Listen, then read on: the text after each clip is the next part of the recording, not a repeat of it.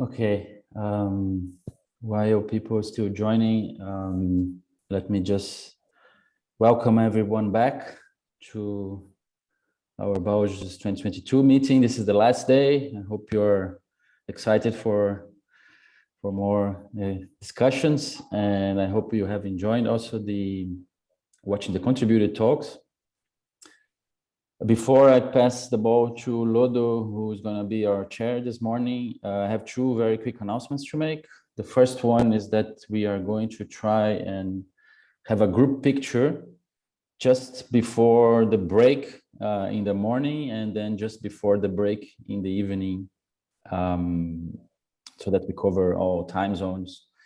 And we'll yeah, I think Francesca is going to take this picture so she can do the gallery in Zoom and move pages so that we can cover everyone. So don't leave too quick for the break. And the second announcement is that you have received an email from Elena about the Zenodo sort of proceedings. I just want to clarify that you don't have to write anything new. It's simply a matter of uploading the PDF of your slides.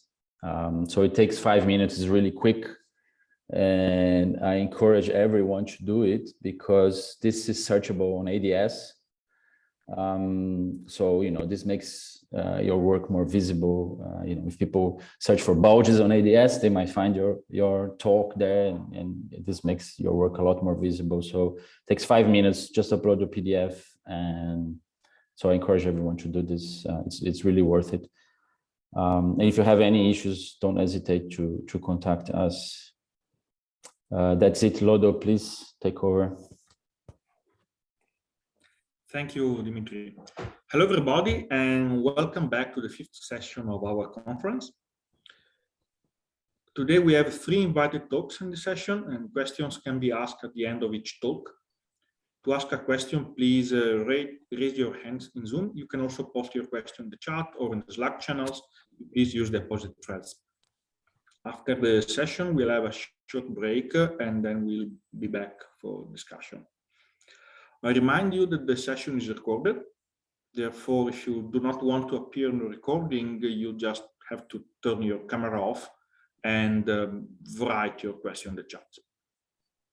At ISO, we require to follow code of conduct, and you can find a quick link to it at the conference webpage.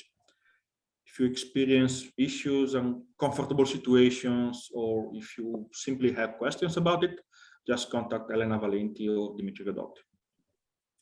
So if there are no further announcements, let's start with the session. The first speaker of today is Peter Erwin, and he'll talk about composite bulges. Peter, the stage is yours. Okay.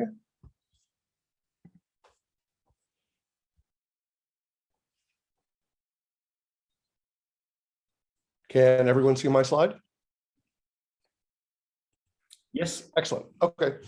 So I wanted to thank the organizers for creating such a neat conference, and also for inviting me to give a talk about composite bulges.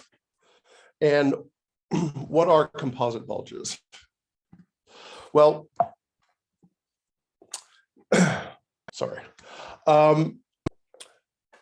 The idea is that in the center of a galaxy, instead of just having a single discrete structure like a classical bulge or a pseudobulge, you might have multiple components. And this is a suggestion that goes back to Athanasula, 2005.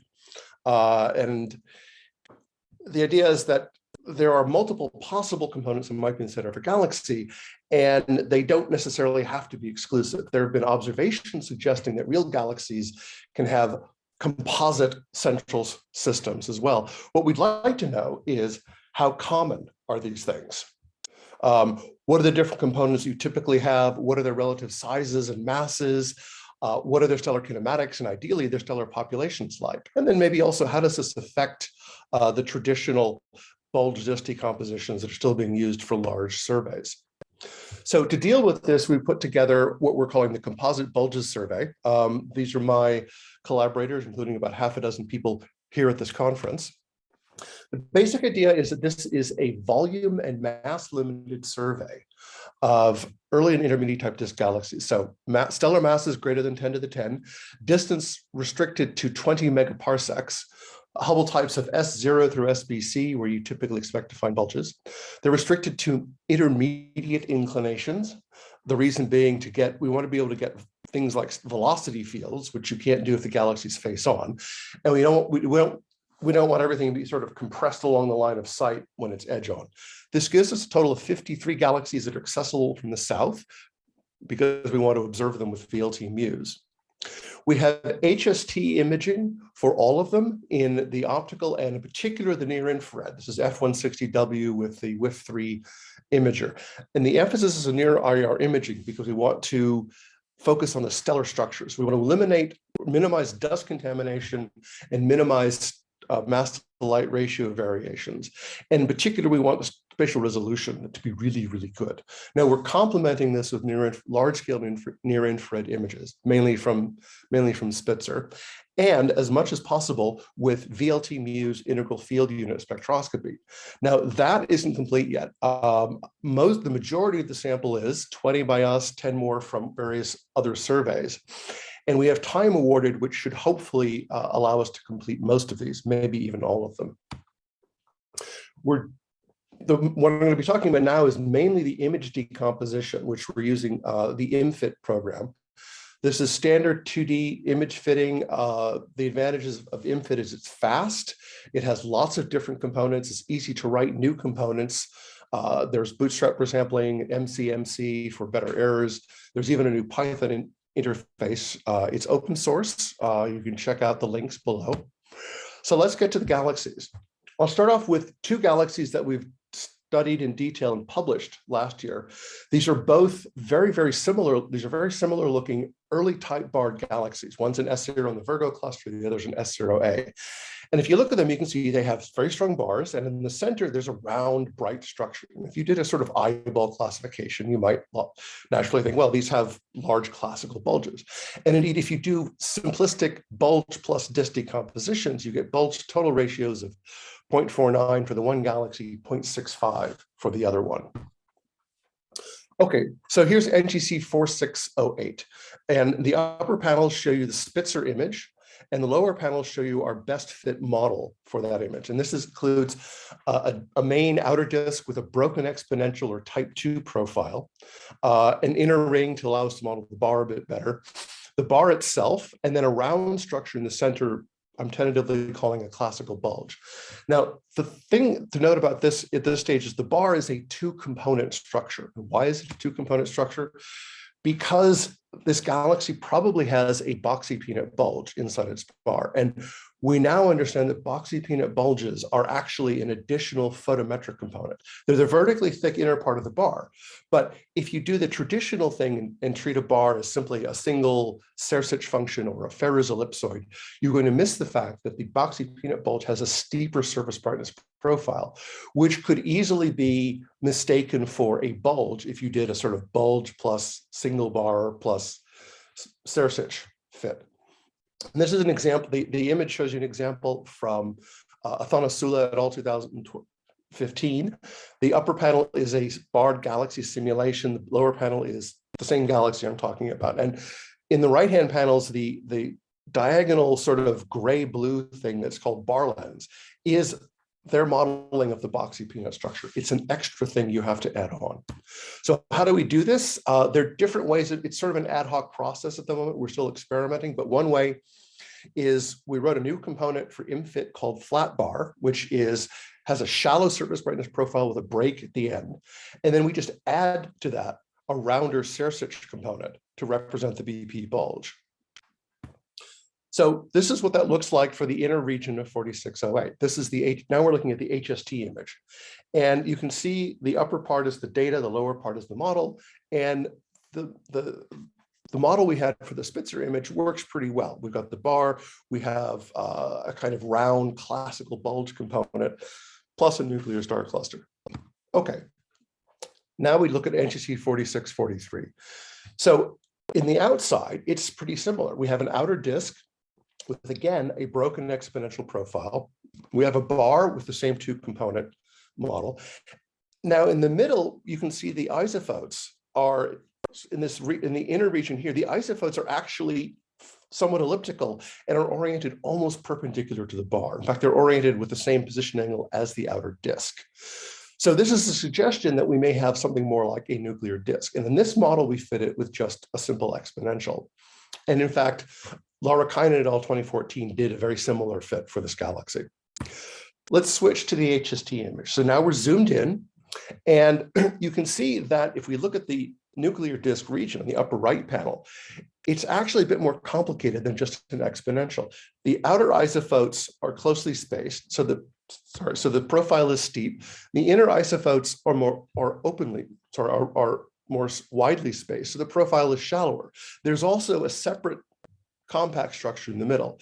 So the best model we came up with is to model a nuclear disk as another broken exponential structure, along with this some sort of compact structure in the center, which is either a really, really small classical bulge or a large nuclear star cluster. So to give you a sense of contrast, these are the inner regions of those two galaxies. In the upper panels, what I've done is I've taken the best fitting model and subtracted it from the the best fitting model for the disk and the bar, and subtracted it from the HST image. So this is the residual. And for NGC 4608 on the left, you can see that it's a very, very round residual. And if you look at the major axis profile along the dashed line cut in the bottom left panel, you can see it's got a kind of somewhat steeply curving. So this is Cersich N of about 2. On the other hand, on the right-hand side, you've got 4643, which has this outer, which is elliptical, with the outer region that's steep and the inner region that's shallow. And the profile shows this sort of broken exponential structure to it. Okay, well, can we tell anything about the stellar kinematics? For NGC 4608, unfortunately, we don't have any MUSE data yet. There is, however, the Sauron data from Atlas 3D, and that's what I'm showing you here. So this is the inner arc minute of the galaxy. It's inside the bar, and I'm showing you the HST isophotes, and then the velocity, stellar velocity, velocity dispersion, H3 and H4. The H3 and the H4, the Gauss-Hermite moments, they represent the skewness and the kurtosis of the line of sight velocity distribution. And the thing to note is that if you look at the dispersion in the center, it just sort of gets higher and higher. It's consistent with what you might imagine a spheroid sitting inside the boxy peanut bulge of the bar. The center of the galaxy is dominated by pressure support.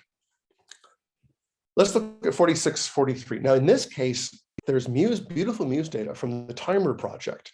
So now I'm showing you our reanalysis of that. The upper middle panel is the MUSE field of view, showing the HST data for 4643, and then the velocity, dispersion, H3 and H4. And the thing to note, first of all, is that in the boxy peanut bulge region, which I've kind of outlined with this oval, with this little sort of gray ellipse, the velocity dispersion gets steeper and steeper as you get close, gets higher and higher as you get closer to the center. And then it reverses, and you have this elliptical region of lower dispersion, like somebody's just sort of like punched a hole in the dispersion map. So let's take a closer look at that region. We're zoomed in on the inner 12 by 12 arc seconds, basically the inner kiloparsec. And this is what the dispersion looks like in that region. Sorry, the kinematics looks like. So you have high velocity, you have low dispersion, you have H3 and H3 that's anti-correlated with the velocity, which is the signature of axisymmetric rotation. And then finally, you have this elevated H4. So this is consistent with the idea that the nuclear disk region has a distinctly different kinematics, a cooler kinematics, than the boxy peanut bulge region outside. And this ring of H4, we suspect, is the result of a superposition of two different kinematic components: the kinematically cool nuclear disk and the kinematically hotter boxy peanut bulge. And that gives you this ring of elevated H4. Okay, so that's just two galaxies. Maybe they're just weird outliers. What does the rest of our sample look like? I'm going to have to just sort of like give you a vague teaser because we haven't finished analyzing. We don't have all the data yet. We have modeling for about 2/3 of the galaxies, the stellar kinematic analysis for maybe 1/3 of them. So I'm going to talk about what we found in general. And I'm going to, since nomenclature is one of the issues that's arisen at this conference, I'll give you a vague hint of what we're talking about. The BP bulge is the inner part of a bar. We identify that from the morphology, for instance, using the guidelines of Erwin and Debattista 2013. A nuclear disk, it has a shape similar to the outer disk, or it has disky substructure like nuclear rings, nuclear bars, or it has kinematics that are clearly, stellar kinematics that are clearly cooler than the region outside, or any combination. A classical bulge is something that is rounder in the main disk, and ideally, we can tell that it has hotter kinematics. I'm not going to talk about nuclear star clusters, nuclear rings, inner bars. We also find and study those. So what do we find? So here are the statistics so far for the BP bulges. Nearly all the bars in our galaxies, and the majority of our galaxies are barred, have BP bulges. Now, this is consistent with the fact that we have a massive, our galaxies are generally massive. The lower right panel shows you an update of the plot from Erwin and Debattista 2017, which is the fraction of bars that have a boxy peanut bulge as a function of stellar mass. And you can see there's essentially nothing going on in low masses, and then it just sort of ramps all the way up to 100% for very high masses. In the components we identify as BP bulges, they have surface brightness profiles that are sort of in between Gaussian and exponential. And they range anywhere from about 2% to half the light in the galaxy. The mean is around 15 or 16%. This means these are actually the most luminous individual components in our sample. Okay. Now I'm going to talk about nuclear disks, as in NGC 4643. So more than half our galaxies have nuclear disks. The fraction of the stellar light, remember this is basically H-band, so this is probably fairly close to the fraction of the stellar mass, ranges from 5 to 13%. The mean is about 8%. We usually see, when we have the kinematics, a clear signature in the stellar kinematics, like I showed you. And look at Dimitri Godotti's talk for other examples from Timer of the same kinematic signature. Most of the nuclear disks have quasi-exponential profiles, as you might expect for disks, but several of them have broken exponential profiles, type 2 profiles, as we saw for NGC 4643. And to go back to 4643, let me give you a example of something we're just starting to look into, which is a more detailed kinematic analysis that allows us to say that whether or not there's a disk overlapping with another structure. So what we do is we take the Muse data, we reanalyze it and get a full non-parametric line of sight velocity distribution, not just V sigma H3 and H4. This is using new code developed by Jens Thomas. So what we do is we take a bin in the nuclear disk region, and this is the gray circle here on the inner nuclear disk region of the galaxy, and we extract this LOSVD. And then what we do is we fit it with the sum of two components. We have a high, fast rotating, low dispersion component we're calling the nuclear disk, and then we have a slightly lower rotating, much higher dispersion component that we're attributing to the BP bulge. And you can see here the sum of them actually does a really good job of reproducing the data. And what this means is that we can recover the relative contributions of the nuclear disk and the BP bulge to the kinematics. And one thing this lets us do is to show you what the nuclear disk and the BP bulge look like as separate kinematic components. So the nuclear disk in the upper part of the panel has high rotation, of course, and a low dispersion. I would ignore the higher dispersion, the edge. That's probably just a low, that's probably just a fitting issue. The dispersion is lower than it was in the original analysis, though. It's around 85 kilometers per second instead of 105. And then the BP bulge is rotating, but much more slowly. And it has a dispersion that's actually quite high. It's more like around 250 kilometers per second. So we can look at the nuclear disk kinematics and get an idea of the deep projected V over sigma. And if you use just the standard PPXF based analysis, you get a V over sigma of about 1.4. If you use the extracted nuclear disk kinematics, it goes up to 2.1. So this is actually kinematically a bit cooler than you would expect just from looking at the standard data analysis, although it's still kind of lukewarm.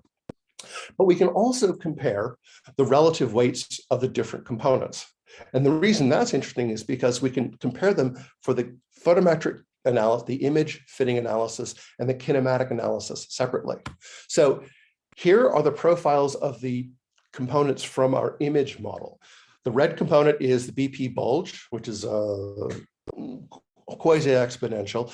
The cyan is the nuclear disk component, which is this broken exponential. You can see the slope out here is a bit steeper than the slope in there. If we use the different weights for the kinematic decomposition, it looks like this. Sorry? 3 minutes. Thank you. So it's noisier, but it essentially reproduces the same structure. So this tells us that the bulge really is a composite, both photometrically and kinematically. Okay, looking at, I'm going to talk about going back to talk about our general results for nuclear disks so far. This is a plot of the ellipticity of the nuclear disk component from a decomposition against the ellipticity of the main disk of the galaxy. So what you can see is that the nuclear disks are close or sometimes as elliptical or even a little more elliptical than the main disk, but the majority of them are actually a bit rounder. And this seems to be suggesting that the nuclear disks might be thicker than the main disks. And this is maybe consistent with the kinematically hot, with the sort of lukewarm kinematics. I mean, V over sigma of about 2 instead of say 5 or 10 for the main stellar disk. And it's maybe also consistent with the nuclear disk in the Milky Way from the stellar kinematics. Okay, classical bulges. Are there classical bulges? Yes, we think there are, but so far only about 20% of the galaxies have what we would call kinematically hot spheroids in the center. There's another 26% of the galaxies that have ambiguous components, which are rounder than the main disk, but we don't know the kinematics yet, and they don't have any disky substructure. Now, the fraction of the stellar light is anywhere from 2% to 20%. The mean is around 9%, almost the same as the nuclear disks. Sersuch indices between about 1 and 3. Okay, so what do I mean by ambiguous structures? Here's the same plot as I showed you for the nuclear disks. The component, the ellipticity, the observed ellipticity of the inner component versus the main disk ellipticity of the galaxy. These are the nuclear disks. These are what I've been calling ambiguous structures. You can see that they actually have the same kind of ellipticities as most of the nuclear disks, which suggests maybe they're nuclear disks. And then these are the galaxies where we can look, where we have the stellar kinematics, and we can say, okay, this is a kinematically hot system, probably some sort of spheroid. And you can see that, well, some of them are quite low in terms of their ellipticity. So for instance, this guy down here is NGC 4608, which I showed you before. There's some that are kind of in the same range as the kinematically hot systems. So there's some uncertainty here. We don't know what's going on yet. There may be a kind of transition between nuclear disks and classical bulges in terms of thickness and kinematics. Okay, so this is kind of a summary of what we found so far in terms of what are the individual components we find and how big are they. So I haven't mentioned nuclear star clusters, but we're studying those. Classical bulges around 20%. Median fractions about 10% of the stellar light. You can see the median sizes and Sersuch N values, the ambiguous structures, the nuclear disks, and the BP bulges. Now, most galaxies have either a BP bulge and one of the two, a nuclear disk or a classical bulge. And they almost always have a nuclear star cluster in the middle. There's only one galaxy so far, and that's NGC 4371, which seems to have both. And we've only found one galaxy, an unbarred galaxy, which could plausibly be described as just a disk and a classical bulge. So quickly, some implications for Boltz decompositions. The x-axis is what you get if you take the Spitzer, the IRAC1 image, and you do a naive bulge plus disk decomposition. That's the bulge to total ratio. The y-axis are the actual, nuclear disk to total or classical bulge to total or BP bulge to total values of the components in that galaxy. And the basic idea is that the naive bulge disk decomposition is really, really misleading in terms of what's going on. It's particularly misleading if you think it's telling you about classical bulges. So to summarize, photometric bulges in S0 SBC galaxies are usually at least 2 substructure. the most common thing is a BP bulge plus either a nuclear disk or a classical bulge. The BP bulge is typically around 15%, nuclear disks and classical bulges are only about 10%. In this context, the Milky Way is actually pretty typical, except its nuclear disk is unusually small. It's smaller than any of the ones we've seen so far in our sample. And I'm out of time, so I'll just leave it there. Thanks for listening. Thank you, Peter. Questions? Francesca? Thanks, Peter, for that great talk. That was really, really interesting, really nice results. So I have a few questions, but I'll just give one for now, and then I'll put the rest on Slack. So I was wondering, for the ambiguous classical bulges, do you have kinematics for those? No, those are ambiguous because we don't have the kinematics yet. Okay. And are there any cases that you would describe as ambiguous if you did not have the kinematics, but that the kinematics allow you to, see if they're a nuclear disk or a classical bulge? Sure. I mean, let me sort of back up if I can. I mean, take this galaxy right here, which I think is maybe NGC 4377. The ellipticity is pretty high. It's only a little bit less than the ellipticity of its disk, and yet it's kinematically hot. And then we have galaxies like this, where the ellipticity is a little bit lower than the main disk, but it's kinematically cool. So that's why I think things like these gray circles are ambiguous, because you really need the kinematics to give you more clue. And what's the Sersig index for these ambiguous components? Oh, that is here. It's between about, I would say, 1.5 and almost 4. So Okay. the median is actually is around 2. So maybe maybe that means they're not disks, although we're trying to be a bit agnostic about not assuming a disk has to be a perfect exponential as well. Okay, thanks. Francesca Rizzo?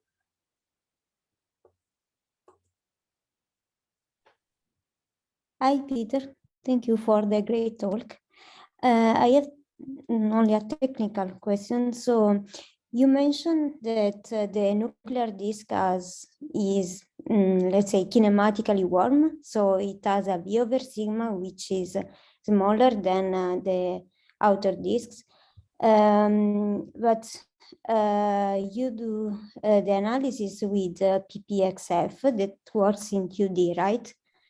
So I was wondering whether there is an impact of B-smearing, since the nuclear disk is in the inner region where the B-smearing effect is usually very high. So I was wondering whether you have an idea about what is the impact of B-smearing in the V over sigma that you measure for the nuclear disks. It probably has some effect, although in the detailed case I showed of NGC 4643, the nuclear disk dominates the light out to about 4.5 or 5 arc seconds.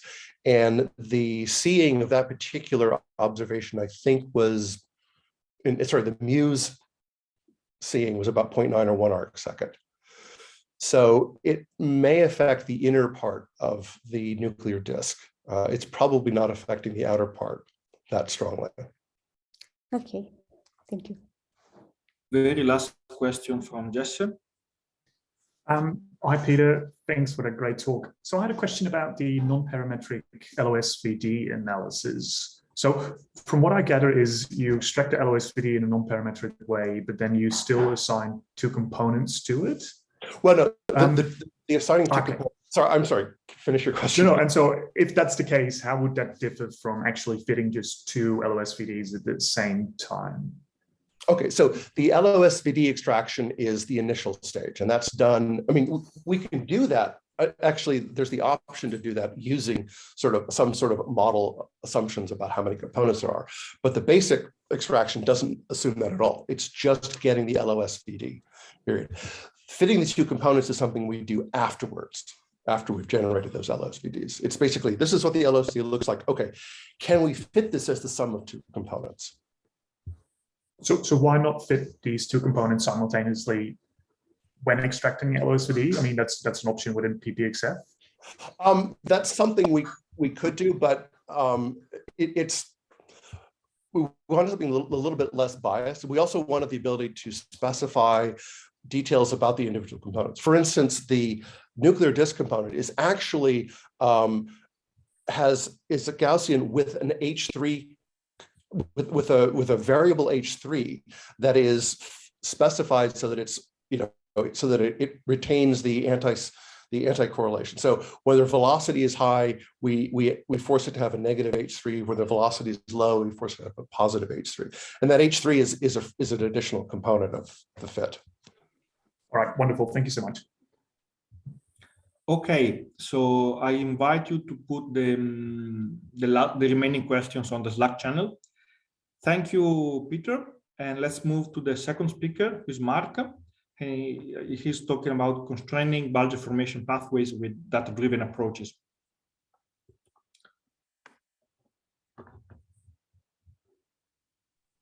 Hello, just start sharing my screen. Hello, I hope you can see the screen now and you can hear me well. Yes. Yes. Okay. Okay, well, so thank you very much. Thank you, the organizers, for this fantastic conference. I would have enjoyed very much to have a real 3D chat with you guys, but I think the format is great anyway. So you've noticed that I've changed the topic of my talk, and I'll talk about mergers slightly, but not essentially mergers. I'll talk about constraining or how to use data-driven approaches to constrain the formation of bulges. And I want to thank especially, this is a team effort. I want to thank especially the early career researchers, especially PhD students and postdocs who have been working with me in this team effort, who are highlighted in below. Okay, so I'm gonna go back to now again high-redshift, and I'm gonna use this wording that Simon used in the first talk, understanding morphological transformation through the redshift tunnel. And now, when we start now, we're moving away from detailed studies of individual galaxies, as we've just seen, and trying to understand more what are the statistical physical mechanisms that in fact transform galaxy populations, which we know were irregular, turbulent, and have some properties that are different from the galaxies we observe today. We know that there are several physical mechanisms that might be in action during these transformations. We've heard a lot during this conference about clump migration, also accretion, fast inflows of gas, and of course mergers. Now these mechanisms act probably simultaneously or at different cosmic epochs. And what we're trying to understand is what are the importance, relative importance, or statistically speaking, what are the most important mechanisms. And in fact, what you want to constrain at the end is a sort of likelihood function in which you want the probability of a physical process happening in this galaxy, given a set of observables, which in fact come in different flavors.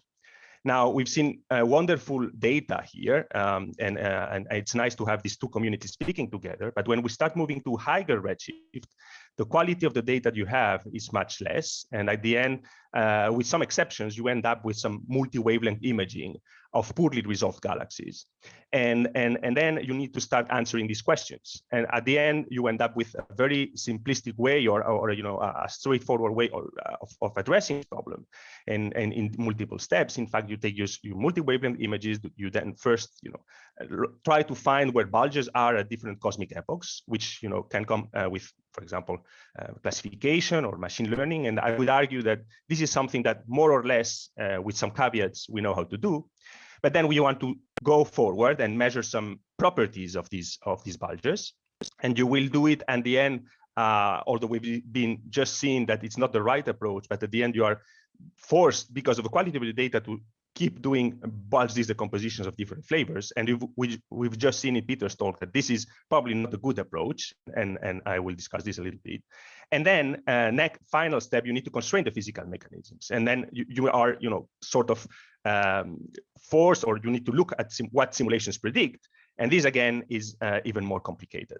So just let's take a step at these, in which I think more or less we know things, and we have learned at least how to do this.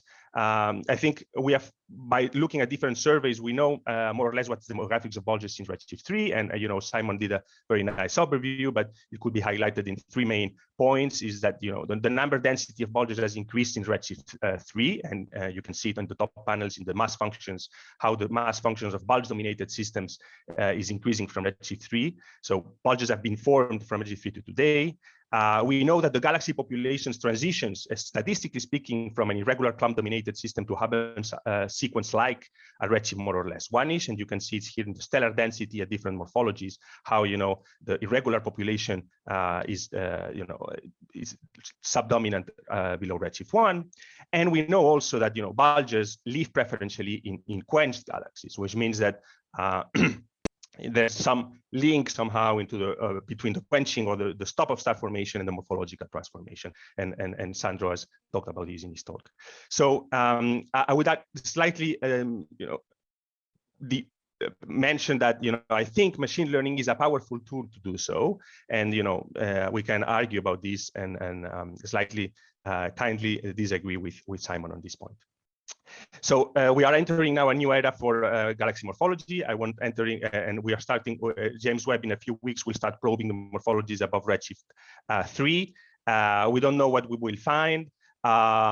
This is just a first exploration of galaxy morphologies on the James Webb with TNG50 and with data-driven approaches, and we can find that at least the predictions from simulations at the depth of the SEERS program, which is an early release program, is that we are finding massive extended sort of rotating disks with higher specific angular momentum and a lower mass compact dispersion dominated systems, and so it would be interesting to see how the first data compare with this.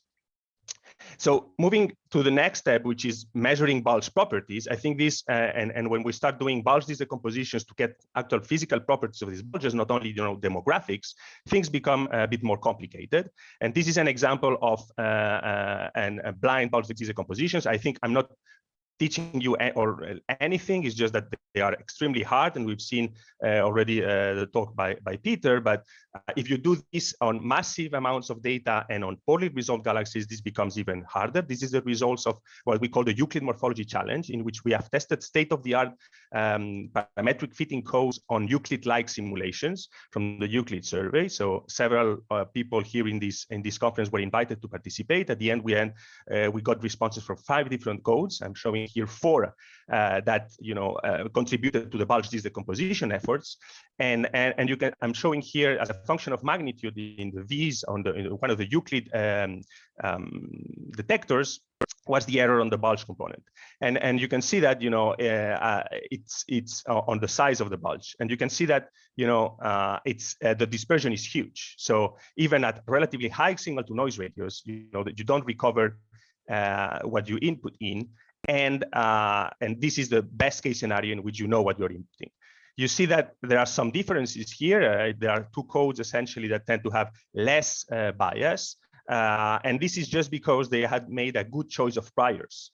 And so this makes a big difference. And it tells you, in fact, that there's little constraining power in the data because, the data is stuck into the prior. So an item for discussion is, are blind bulge decomposition really a reliable approach to measure bulge properties? And I think this is something that we need to discuss. There are other alternatives that have been put forward we haven't discussed at all in this conference, for example, like central densities and sigma 1, that can tell you a lot about what the central densities are, and at least in statistical properties, the relation to quenching. So if you move forward now, and which is the most interesting part, then with these noisy properties of bulges that we have measured, you want to constrain physical mechanisms, and these where things become start even to be even harder, in the sense that the properties of the bulges that you measure are degenerate, and it's very difficult to associate a given property of a bulge to a physical mechanisms, because as we've discussed many times in the Slack and during the conference, different pathways of bulge formation can lead to the same properties of bulges. And I'm just showing here an example of a series of works that we did with a student experiment a few years ago in which we measured the scaling relation of bulges living in different types of galaxies. So going from disk-dominated galaxies to bulge-dominated galaxies. I'm showing here the mass size relation. And what you see here is that essentially, if you measure the size and the mass, the scaling relation of bulges, for example, we know that they probably formed with different mechanisms because they live in very different types of galaxies. But in fact, their properties are exactly the same. And you can see here in terms of size, how the relative size changes depending on the global morphology, the Sersic index.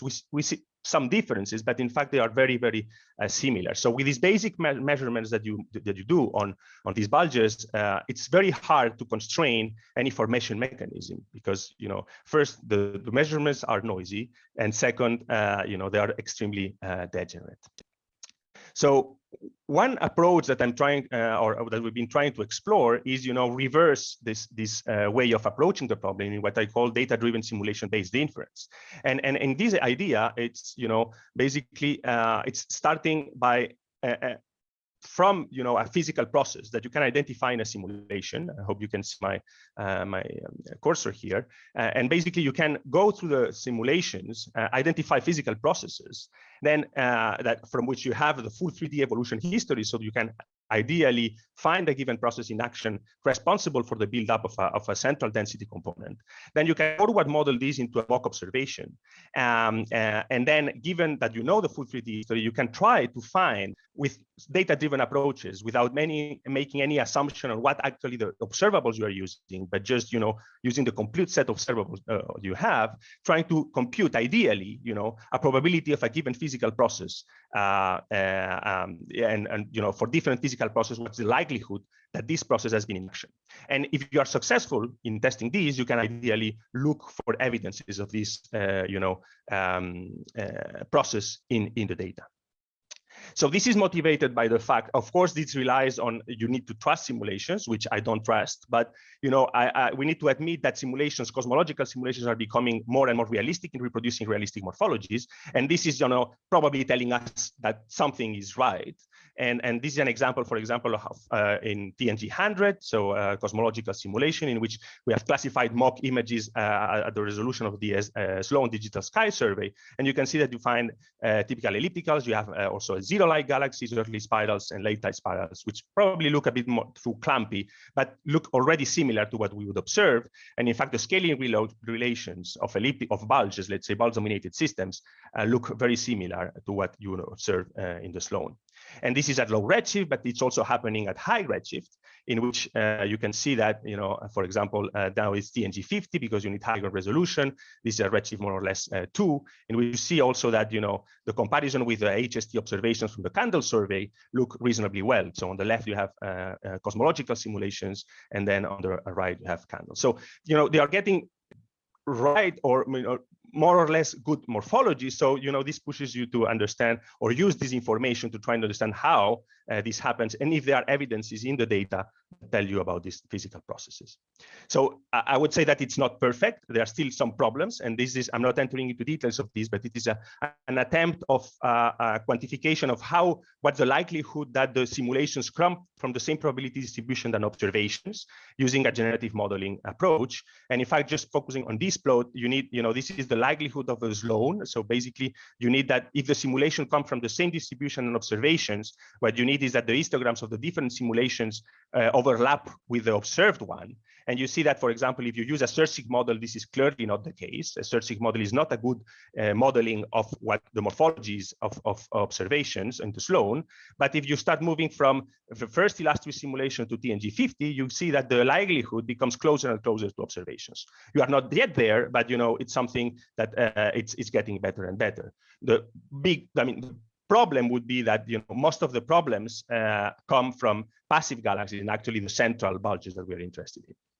But assuming that you still can learn something, I want to, in the last minutes, I want to show you some examples and so on of using this simulation-based inference approach to probe different physical mechanisms for building up bulges. In particular, I'm going to focus on mergers, talking here about real mergers in the sense of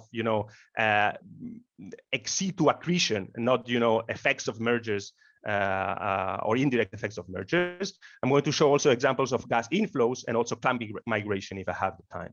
So moving right away on mergers, what we've been trying to use to probe the effects of mergers. This is extremely preliminary.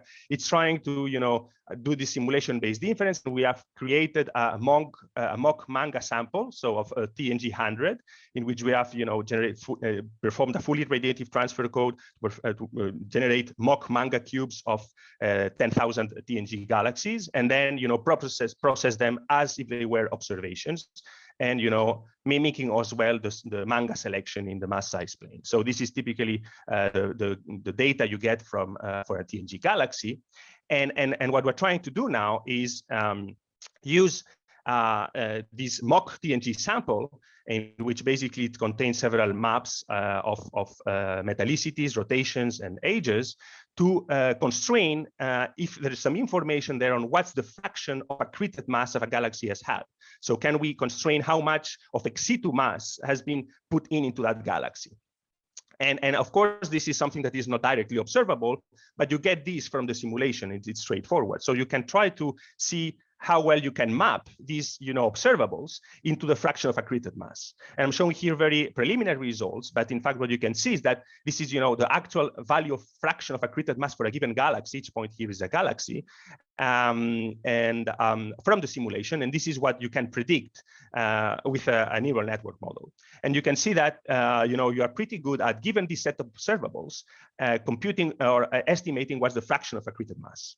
And what's interesting is that even if you train on a simulation, in that case TNG, and then you test in another eagle, is not perfect. We are evaluating this, but still, the network is able to generalize rather well. So this means that it doesn't specifically rely on the subgrid physical modeling, but it's something that is probably more linked to gravity or something like that, and you are able to generalize better. So next step, and this is just preliminary, what we're trying to do now, instead of computing a global accretion fraction, we're trying to extract resolved ex situ fraction per pixel. So trying to understand the different components in a given galaxy, which I'm showing here. So it's a fraction of ex situ. And you can see that there are regions of the galaxy that are more ex situ dominated, which means that there's probably a signature of a pass merger. Some like that one, you can see that it's in the outskirts where everything has happened. So lots of ex situ stars in the outskirts. And so we're trying to see if we can, from these maps, recover a pixel by pixel ex situ fraction, which will tell us a lot about how the individual components of the galaxies have been accreted. So don't have much time, but I'll try to move now to other physical mechanisms, an illustration of how you can do simulation-based inference to address this. And I'm trying to address now compaction as a channel for Bulge growth. We have seen lots of talks about these other physical mechanisms to be Bulges, which in fact it's a fast inflow of gas towards the central parts driven by instabilities in the disks. And this is an example of the Vela simulations done by Daniel, in which you can see this compaction effect is high. It's seen in a peak of gas, cold gas, flowing into the central parts of the galaxy at some point. And then this builds up a stellar core that you can see here. Actually, the galaxy becomes also that baryon dominated after this inflow of gas. And then because of this strong inflow of gas, the gas is rapidly depleted. And then you build this core, and the core, so basically you are building the central density of the galaxy. This is of course in the center. 3 minutes.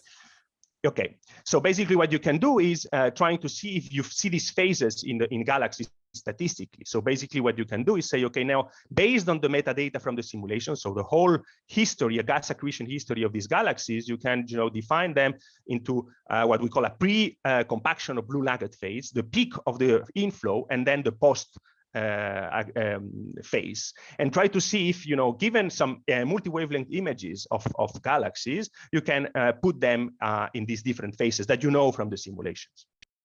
And so basically, you try to, based on the history, put things in different boxes in that particular case, based on the physical properties, not the apparent morphology. And what's interesting is actually it seems to work in the simulation. This is an example, for example, of 3 classes at high resolution, 3 examples of the 3 evolutionary phases in high resolution. So the pre-blue nugget phase, the compaction phase in which it's compact, and then the post in which you are accreting a disk, at least in this simulation. This is the same images that you see on the top, but I put at the HST resolution. This is what you use to train your neural network model. And these are examples of observed real candles galaxies which have been put in these different phases. And you can see that you're able to find similar signatures based on what you have learned on the physical properties from the simulation. And what's interesting is now you can do some statistics. I'm going very quickly. You can compute what's the fraction as a function of stellar mass of this compaction phase and how common it happens statistically at different redshift deans. And you see that at high redshift, it generally tends to peak at a given mass. So it's a given characteristic mass in which you expect that galaxies tend to go through this compaction phase. And after that mass has happened, you have above a given mass threshold, galaxies tend to be in the post-compaction phase in which you have already built a bulge. So again, there are caveats, lots of these, but it's just an illustration of how you can use simulation-based inference to look for physical processes.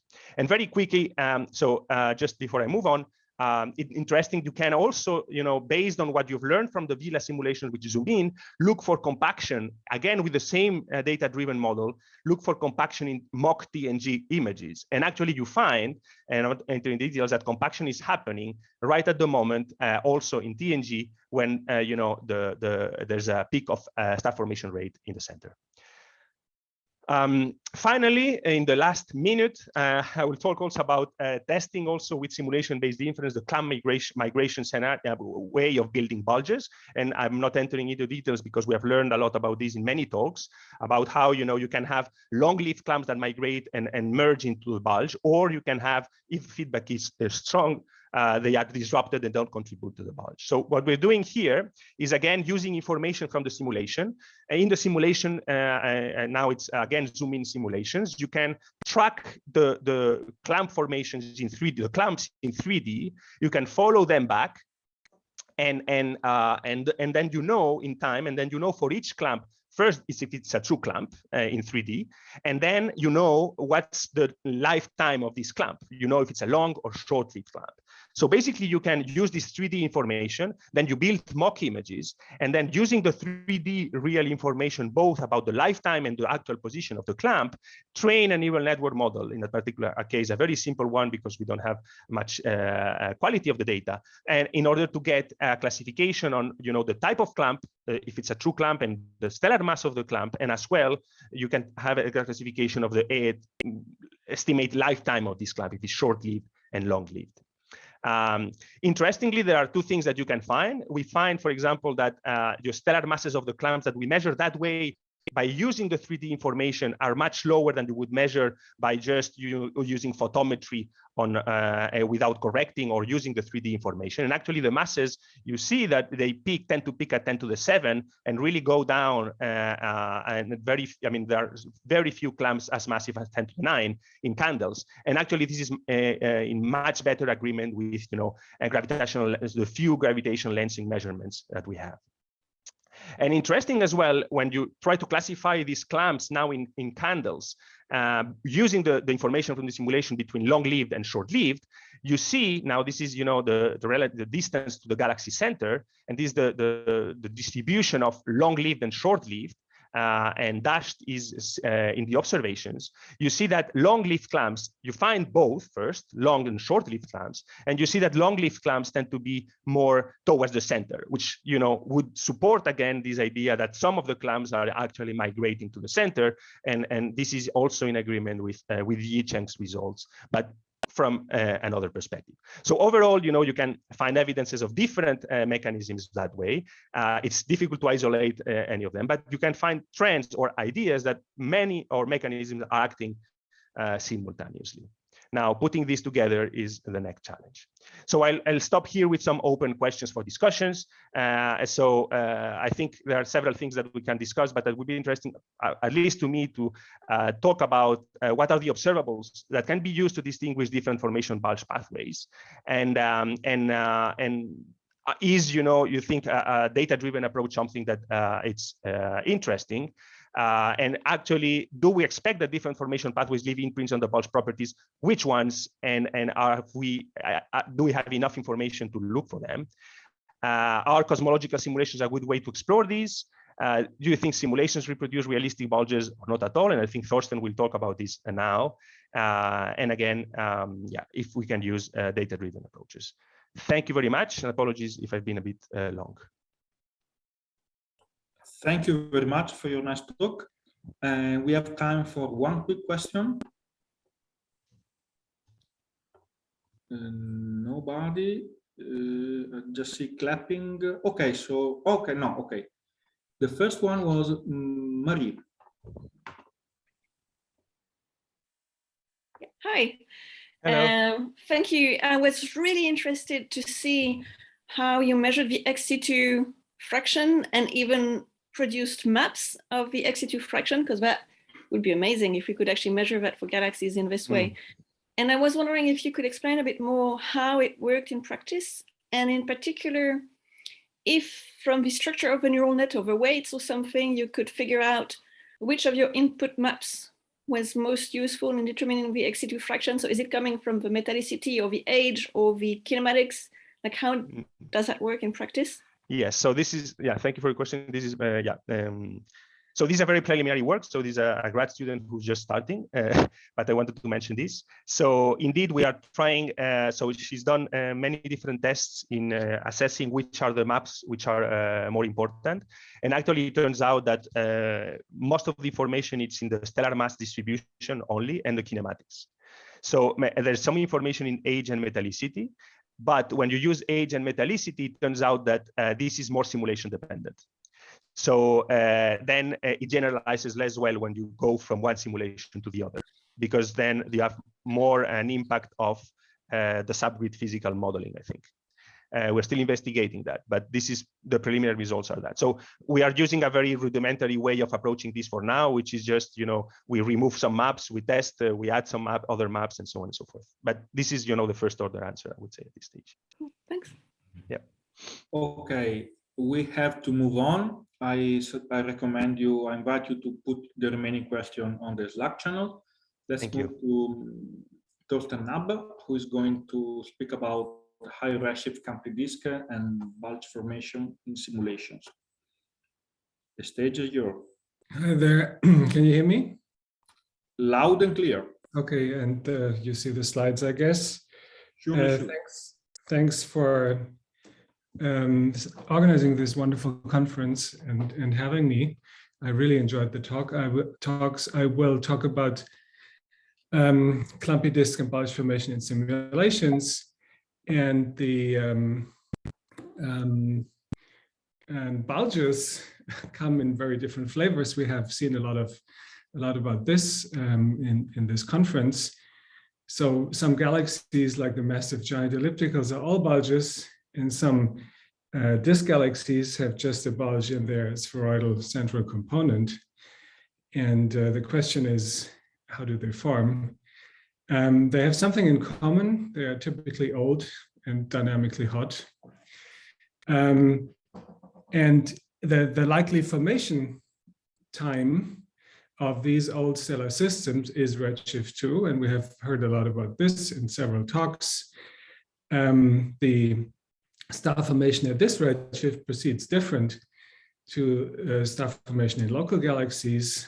It's characterized by very rapid star formation, high gas fractions in massive systems, clumpy star formation, irregular morphologies, and the clumps that are observed seem to have masses in the range of 10 to the 6, 10 to the 8 or 9 solar masses, with sizes up to kiloparsec. And this has been covered by many talks in the conference. So if we now look at the present day morphology of galaxies, I like to show this plot here, which is from Michele Capillari's Atlas paper.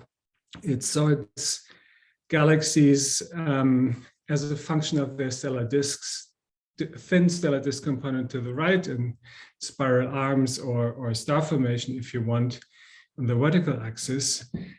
And the massive galaxies on the left, the slow rotators, and the bulges of the fast rotators, they have stellar populations which all form at redshift 2. And their cosmological assembly is modulated by mergers and ex situ accretion of stars. The spiral galaxies to the right, they form most of their stellar population below redshift 1, which is the low, thin disk star formation. Now, in the morphology, seems to be, relatively independent of whether there is star formation now or not. And many of these systems have, and we've discussed this in the conference already, have thick stellar disks around them, okay? And so the thick stellar disks are also dynamically hot systems, and they also have typically higher alpha abundance, similar to bulges or early type galaxies. So it is likely that the thick components, kinematically hot components, and alpha enriched components all formed at the redshift of about 2, which we are interested in because this is the phase of clumpy turbulent star formation in massive disks. Now, if you look at the assembly, cosmological assembly of a massive galaxy, you can see on the left, this is a merger tree of a galaxy. You have the main progenitor branch, a look back time, and you have a lot of accreted material, which is little things that fall into the galaxy in the lifetime. So the picture we have from simulations is that if we divide into an in situ fraction, so stars forming in the galaxy, and an ex situ fraction, the massive galaxies, so like 10 to the 10 or more, 10 to the 10.5 and higher, are dominated by an early phase of in situ star formation, which roughly terminates at redshift 2 to 1. And then in the later phase, you have the addition of stars which have not formed in the galaxy but outside. Lower mass galaxies are completely dominated by, like Milky Way, for example, are very much dominated by in situ star formation, all the way down to low redshift. This is the picture we have from the simulations and also from empirical models. I will talk about this in a second. So there is kind of 2 phases. You have the in situ phase and the ex situ phase.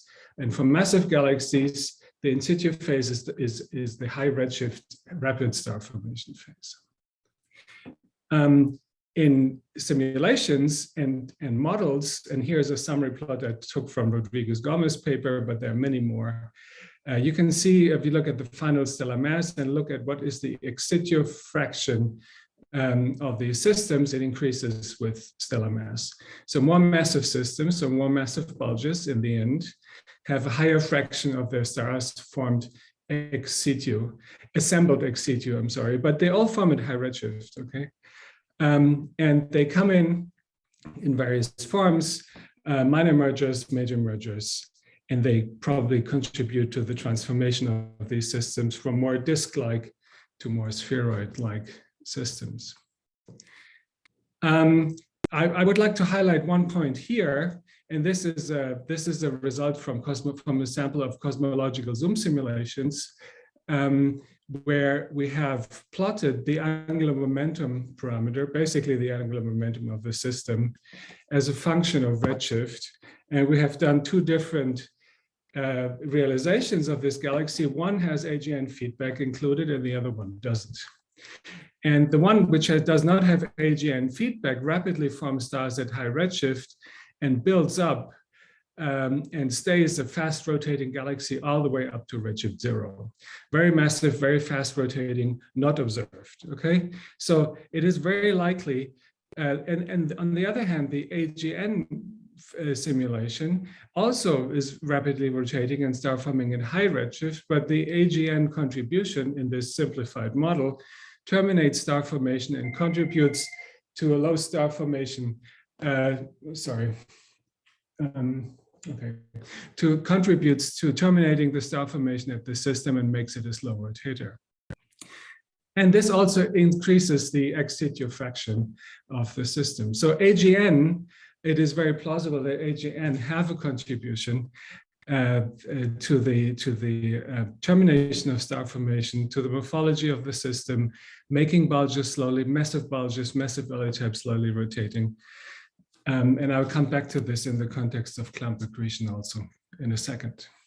Now, a different twist to this question comes from empirical galaxy formation models. Used to be abundance matching models.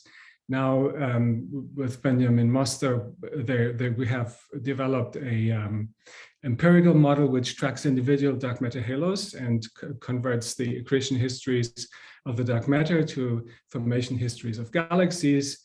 And then this is fitted such that it matches the galaxy mass function, specific star formation rate, cosmic star formation rate, and correlation functions of galaxies all up to high redshifts.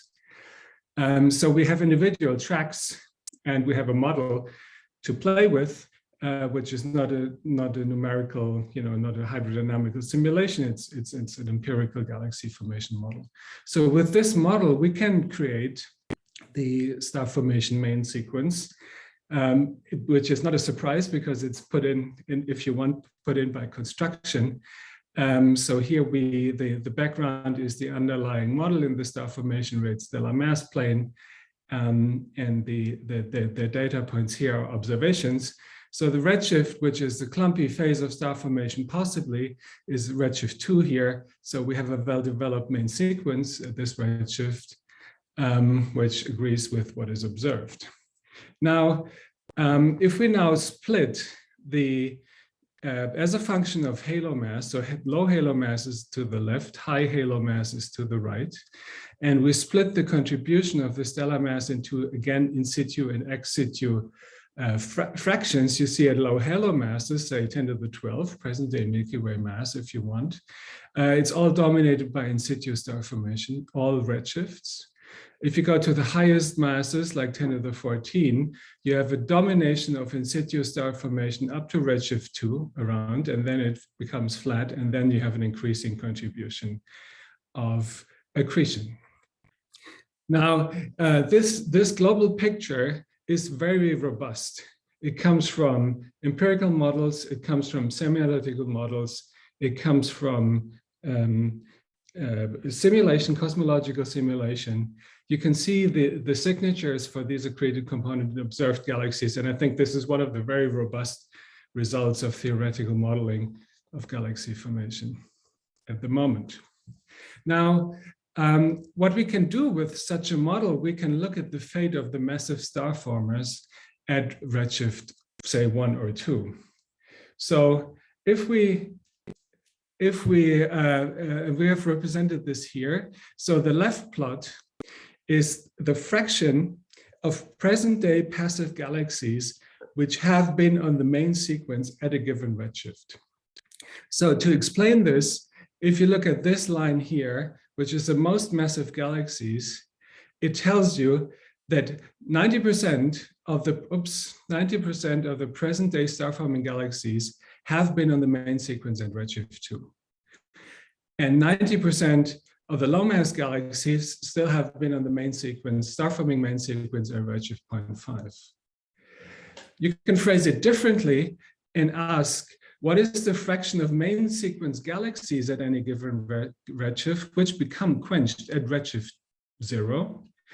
You see that basically massive galaxies, all massive galaxies that are the main sequence at redshift 2 are quenched today.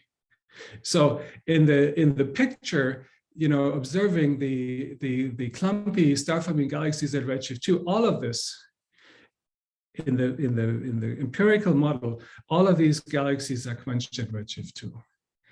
And most of the galaxies at redshift 1 are quenched at redshift 0. I'm sorry, quenched at redshift 0. So all of these galaxies become passive. So the star formation we see is the stellar population of the passive components of the galaxies today, which is very interesting. And I will come back to this point also in the questions. Now, a few words on clump formation. I promised to do this. The clumps in high redshift galaxies, they have been seen in simulations since 2004. The Imele simulations have been the first ones, I think, to explicitly show this. And they have been seen in basically all simulations with all codes, almost independent of the numerical method, because I guess it's a very physical process, since then. I've highlighted a few recent papers here. One is by Fench and Bourneau, showing on the left different realizations with weak, medium, and strong feedback, and low and high gas fractions, low on the left, high on the right. And this clearly confirms, and there are other studies by Renaud et al., that high gas fractions really promote the formation of clumps in galaxies. And this is also observed. Lower mass galaxies with higher gas fractions have a higher clump fraction or higher fraction of clumpy galaxies at high redshifts. And a few scalings here. So the idea is, if you live in a Q=1 tumor world, the tumor length scale is about the gas fraction times the disk radius is about a kiloparsec. Tumor mass is around maximum of 10 to the 9 solar masses. And when you form the clumps, you can make a dimensional analysis and say the dynamic of friction time is of the order of a few 100 million years to giga-year, and the radial transport is in the disk generated by the torques is of the order of 20 to 50 kilometers per second or higher. And this depends on the V of a sigma. So the ratio of dispersion to rotation support. Feedback matters, and this has been covered by many of the talks in the galaxy. So this is an early example from Shai-Ganel's simulation.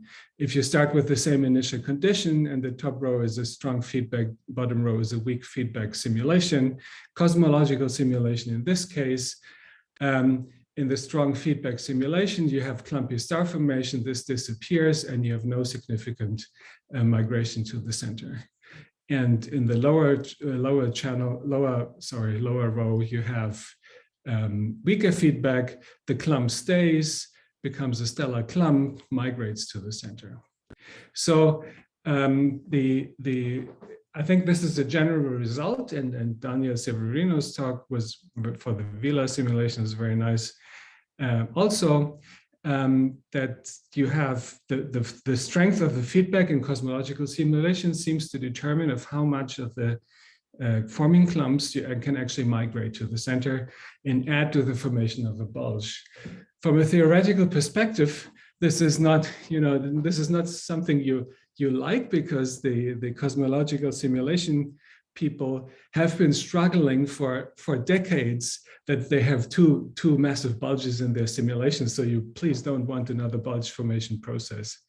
But this is how it is. And there are other simulations, and Tamburello, for example, Bulges, and so on, with different codes, different methods, which confirm this picture, this overall picture. And here is an example from Daniel's simulations. These are the older simulations, the new simulations are covered in his talk. Now, there is another interesting component here, that there is also an exege origin of clumps, and Nir Mandelker has written papers about this, among others. So you can accrete clumps, and they might contribute to this clumps you see at high redshift. So it's not completely clear that they all form in situ. There is an interesting recent paper I would like to highlight here, Fauré et al., addressing the question of how do these massive clumps form? So do they form bottom up? So do you have small structures collapsing, then assembling to larger structures? Or do they form top down? Do you have a collapse and then fragmentation? And this is a comparison of the gas distribution for these two scenarios. It's basically starting from a hot gas initial condition or a cold gas initial condition. And the conclusion of the paper is that yes, these giant clumps, they're basically, bound systems with subclumps, but in the end, it's not very easy to distinguish their properties, if you have either one formation scenario or the other formation scenario. Now let me spend the rest of the talk with a few comments. So why are clumps important? First of all, before I address this, I think I would like to highlight that all high redshift star formation ends up in long-quenched dynamically hot components at present day. So either in bulges or in thick stellar disks. So it's if the the thick stellar disk of the Milky Way very likely has its origin at this clumpy or turbulent star formation at high redshift. Now, the question is, why are clumps important? It came up in the discussion yesterday. And I think yes, because it's, even if they only contribute to 10% in mass or the star formation rate at any given epoch, which is what we have heard in the talks today, they can permanently torque the gas distribution, as can inflow, feedback, accretion, mergers, tidal perturbations, and so on. But this can contribute to the inflow of gas at high redshift and help the formation of bulges, even if the clumps themselves do not migrate to the center. Okay. Now, these clumps are important in my view because they are the signpost of galaxy structure and formation at high redshift, because the fact that they exist tells us that star formation proceeds differently at high redshift than it does at low redshift. They are a good test for theoretical feedback models because it has also been discussed yesterday. Galaxy formation modeling requires strong feedback to get disk morphologies. Now, this strong feedback does work against bulge formation, but however, it does favor high gas fractions. So it goes in both ways. So you like to destroy the clumps and maybe not migrate them to the center, but it raises your gas fraction at all redshifts in your simulation.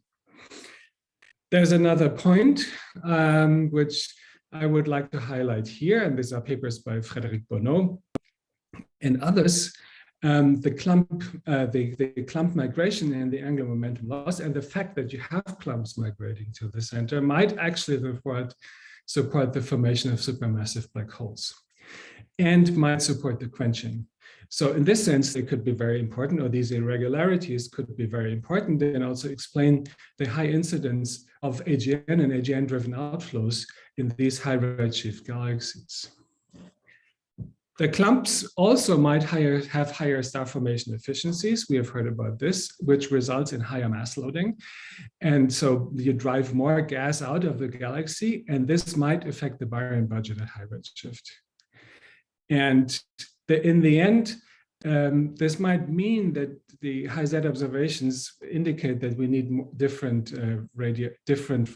galaxy formation models, because if you have stronger inflow, we might need stronger AGN feedback or not. So this is the last slide. So I will be done in 1 or 2 minutes. So what are open issues in my view? I found the results by Rizzo and Lilly, also in the talks, very interesting because they indicate less violent disks at high redshifts. And I'm not entirely sure whether these galaxies have clumps, probably not. So the question is, why, are there two modes of star formation even at high redshift? Is there a thin disk mode and a thick disk mode? I don't know. Question is, what is the origin of the gas phase turbulence at high redshift? So is it accretion, collapse, or feedback? I haven't addressed this. There are a number of papers on this. On the simulation point, I think they're not converged. The hydrosolvers are different. The cooling physics is different. The heating mechanisms are different. It's not completely clear to me which processes are relevant. Do you need high resolution and turbulent multiphase ISM to resolve clump structure, or is feedback very important? we have limited statistics. The large-scale cosmological simulations, I think, are too low resolution to address clumps. And I think the clumpy cosmological simulations have too high baryon fractions to be compatible with the current picture of galaxy formation. An interesting question to me is, are the giant clumps at high redshift just the massive end of regular star cluster formation? Or are they a separate mode of star cluster formation? I'm not sure, I don't think this is solved. And what is the impact of clumpy star formation on supermassive black hole growth? So these are some of the open issues I see at the moment. I will stop here. Thank you.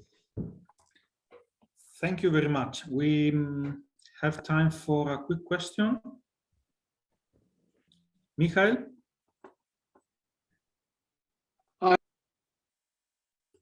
You're muted. Sorry, I muted by mistake. Yes, I just want to make a comment observationally. If there had been individual clumps that were significant in contributing to the chemical evolution of the bulge, these are very compacted structures, and one might expect to see significant signs of alpha enhancement, and well, particularly alpha enhancement and unusual and different chemical evolution. This is something that Emily pointed out in his simulations.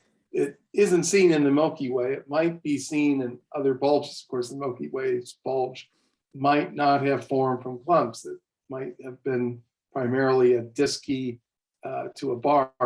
But you know, when I look at these clump models and I look at the images, high redshift, it causes me to really think that if bulges form out of these things, that you know they would experience higher star formation rate and therefore imprint very high alpha to FEs, perhaps. And I wondered actually if there's any indication of such unusual alphas from a spectroscopy at high redshift. Sorry to go. Yeah, I think observationally I cannot address this question. Yeah. Mm-hmm. Very last question from Marc. Yes, Thorsten, thank you very much for the talk. I think you raised one point, which is that many of the zoom in or high resolution cosmological simulations which manage to resolve clumps and seed clumps tend to have too efficient star formation, and then you end up with a high Gem-star-Mailer relation. And if you want to put these galaxies back into the Gem-star-Mailer relation, you need to increase feedback. And if you increase feedback, then you destroy clumps. And so I haven't seen any real solution to this. And I wondered if you had any comment on this issue, or if you have seen something about that. Yeah, I haven't seen. You're right. I don't have a solution for this. I mean, all I can say is that simulations which do have strong feedback and relatively high resolution, like fire studies of clumps, they all find, or many of them find, that the clumps do not migrate, and their star-forming clumps, they are destroyed and do not migrate to the center. So there is indeed a problem that strong feedback tends to destroy clumps. Yes.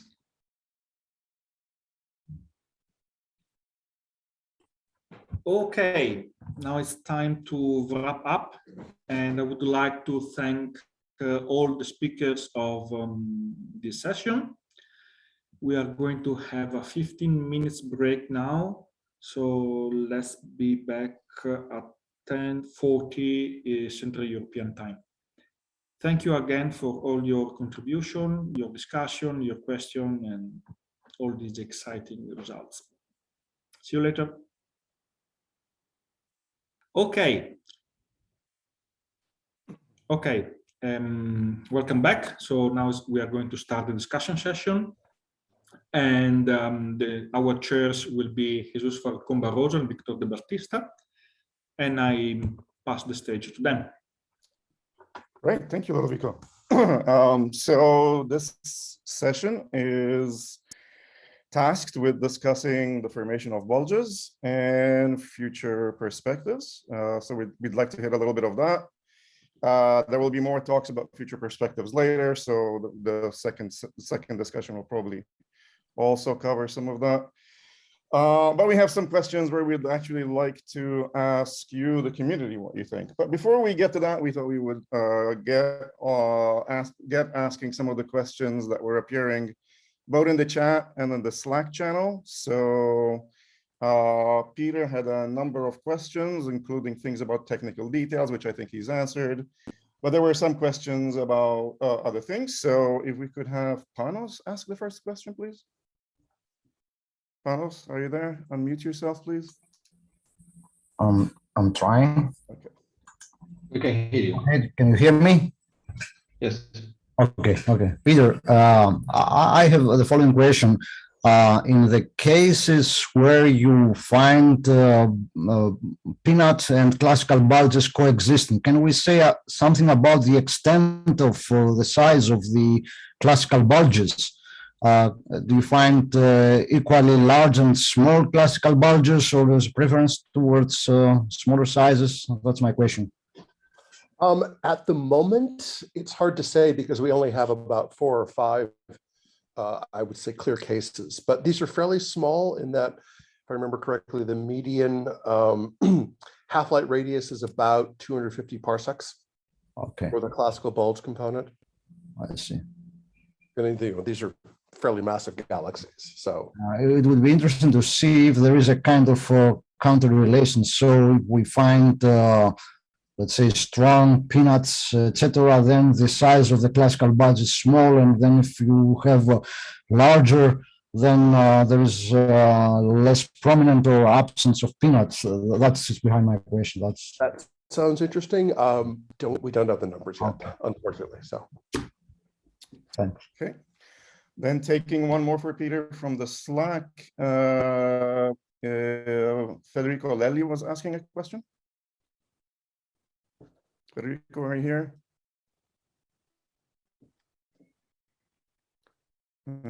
If not, then yes. I was just waiting to be unmuted. Right. So I was just wondering whether in these multi-component decompositions, a boxy peanut bulge observed under an unfavorable orientation could be misclassified as a classical bulge, even using the stellar kinematics. So essentially, how confident are you about the fractions of classical bulges in the sample? I would say, so by unfavorable orientation, do you mean just the position angles, or do you mean things like distance and resolution effects? Well, both, essentially. But I was thinking mostly in terms of position angle, that it may look rounder in the isophotes, and then also when you look at the velocities. Mm-hmm. Usually, because we have sort of intermediate inclinations in our sample, the boxy peanut bulge is fairly easy to identify from just the morphology, because it has a position angle that's close to the bar, and usually it's not like an axis. You can tell it's not really an axisymmetric structure seen with the same position angle as the outer disk. And there's usually this signature where the boxy peanut structure is slightly misaligned with the outer part of the bar, depending on the orientation of the bar relative to the major axis of the disk. So because these are high resolution observations and high signal to noise, we can usually discriminate things that way. Now, if you put these far enough away, then I think, yes, you would have trouble being clear as to whether you could really. The other thing is that we can usually see a distinction in the surface brightness profile. That is, the boxy peanut bulges tend to have kind of Gaussian to exponential profiles. And then the classical bulge shows, as well as the nuclear disk, shows up as an extra surface brightness increase on top of that. We have, that's an interesting question, which maybe we should try doing, which is, take our images and artificially redshift them and see at what point we stop being able to clearly distinguish this. Thanks. Okay. Moving on then, Bruce Elmgreen. Bruce, I think you're also here. You had a question for Peter too, that you posted on Slack, I think. Fine. There we go. There you are. To Peter, I know in your answer on Slack, you don't really know. The question is more general. The question is, how do the classical bulges compare, say, relative to the disk in barred and non-barred cases? And the motivation for the question is, in the case where there might be some inflow driven by torques, perhaps it's a thin disk or kind of cool, maybe gas-dominated inflow or cool stars, and it ends up in the center. Can that be disguised if a bar forms later? Can it be part of the vertical instabilities and end up looking as a bar? So whereas we might think inflow makes a classical bulge because it can do that sometimes, could it not end up as a classical bulge and end up as a boxy peanut bar because of a secondary dynamical step? Yeah, so I mean, as I mentioned in my answer on Slack, we don't have enough analyzed unbarred galaxies yet to be able to sort of really address that. And it's partly because the available data, particularly the kinematics, is currently biased towards the barred galaxies, and also just by probably cosmic variance, we have a kind of an overabundance of barred galaxies. There are, I mean, I can sort of hand-wavingly say that yes, there are some, like NGC 4459, which is an S0 in the Virgo cluster, is part of our sample. And that really does seem to have a large classical bulge. I mean, in fact, that's sometimes called an elliptical galaxy instead. We think there's evidence from large-scale kinematics that it really does have a significant disk, but it does seem to have a huge bulge, but we don't have the Muse kinematics yet. We haven't done the full decomposition. So there are probably some differences, but I can't really give you a clear answer yet, unfortunately. Francesca, do you want to comment? Yeah, I also put this in the Slack, but I just wanted to say that also in the cosmological simulations, when we look at this is not, of course, classical bulges, but when we look at the fraction of Exege stars, we do find that barred galaxies have a lower fraction of Exege stars in the bulge than unbarred galaxies.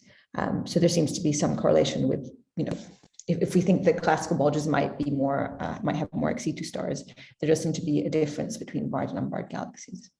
I can maybe note that there are a couple of galaxies in our sample where we know that there is some counter-rotating stars in the bulge. One of them is a barred S0 galaxy, where there's something which we would tentatively call a classical bulge, except that it's counter-rotating stars. There's another galaxy which has an orthogonal. It's not counter-rotating, it's orthogonal rotation. That's not a barred galaxy. There's even a galaxy that we haven't properly analyzed yet, which from the Sauron data has kind of this crazy double velocity reversal. It's got counter-rotating stars in the middle, and counter-rotating stars further out in the disk. So there may be some indications that we could start addressing this in the future. Yeah, so the general question, how much can bars destroy a history of accretion or of any kind? And that's the question. Yeah. Okay, thanks. All right. If we move on from Slack, and also right after the talk by Mark, Stein, I think you have a question.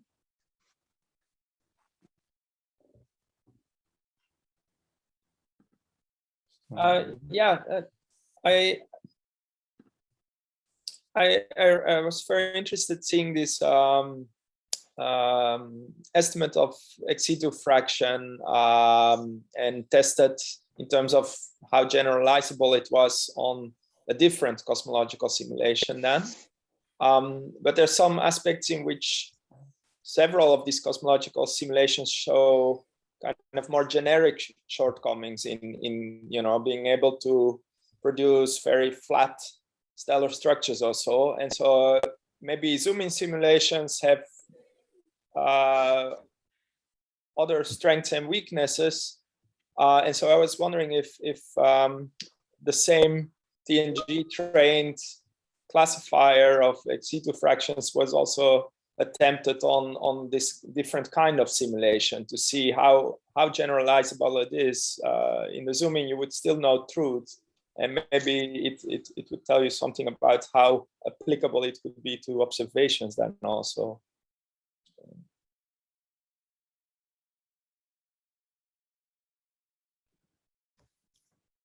Mark, are you there? Yeah.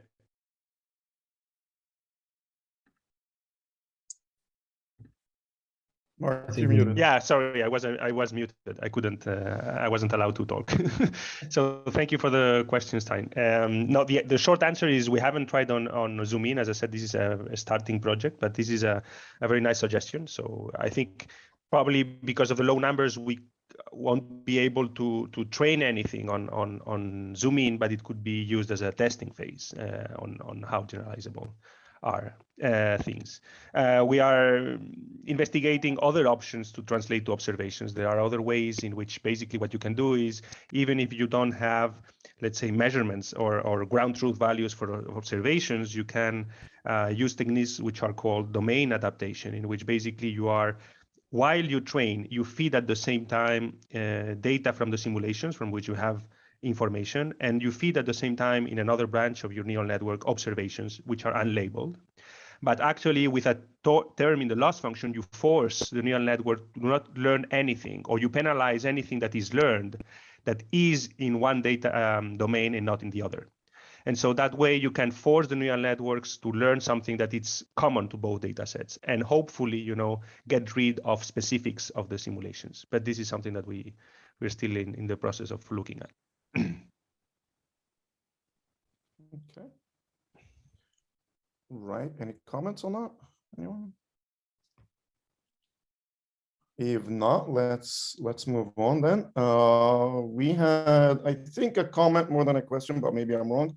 Daniel, I think you wanted to ask something or say something after Thorsten's talk, and you didn't have time.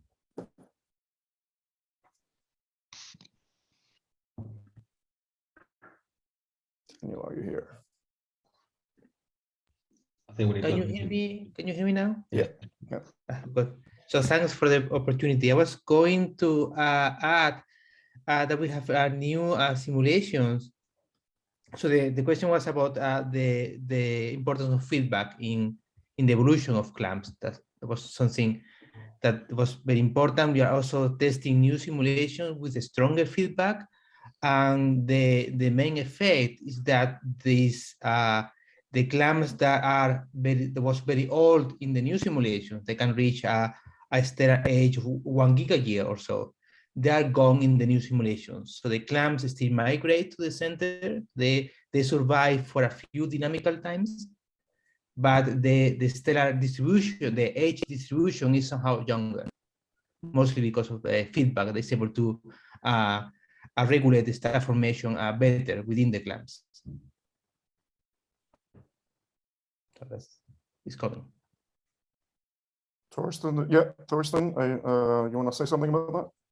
Yeah, just a question also to Daniel.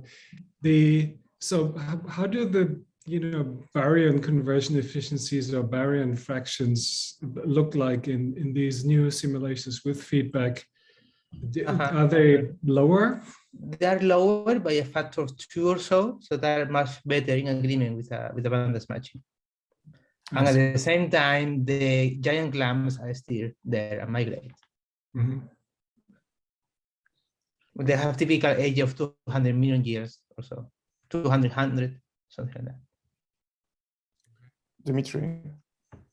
Yeah, so on this topic, the question I want to ask for the simulator. So Thorsten discussed in his talk that on the one hand, we need feedback in the simulations so that we don't make too massive bulges, but it seems that also if you put too much feedback, then you destroy the clamps.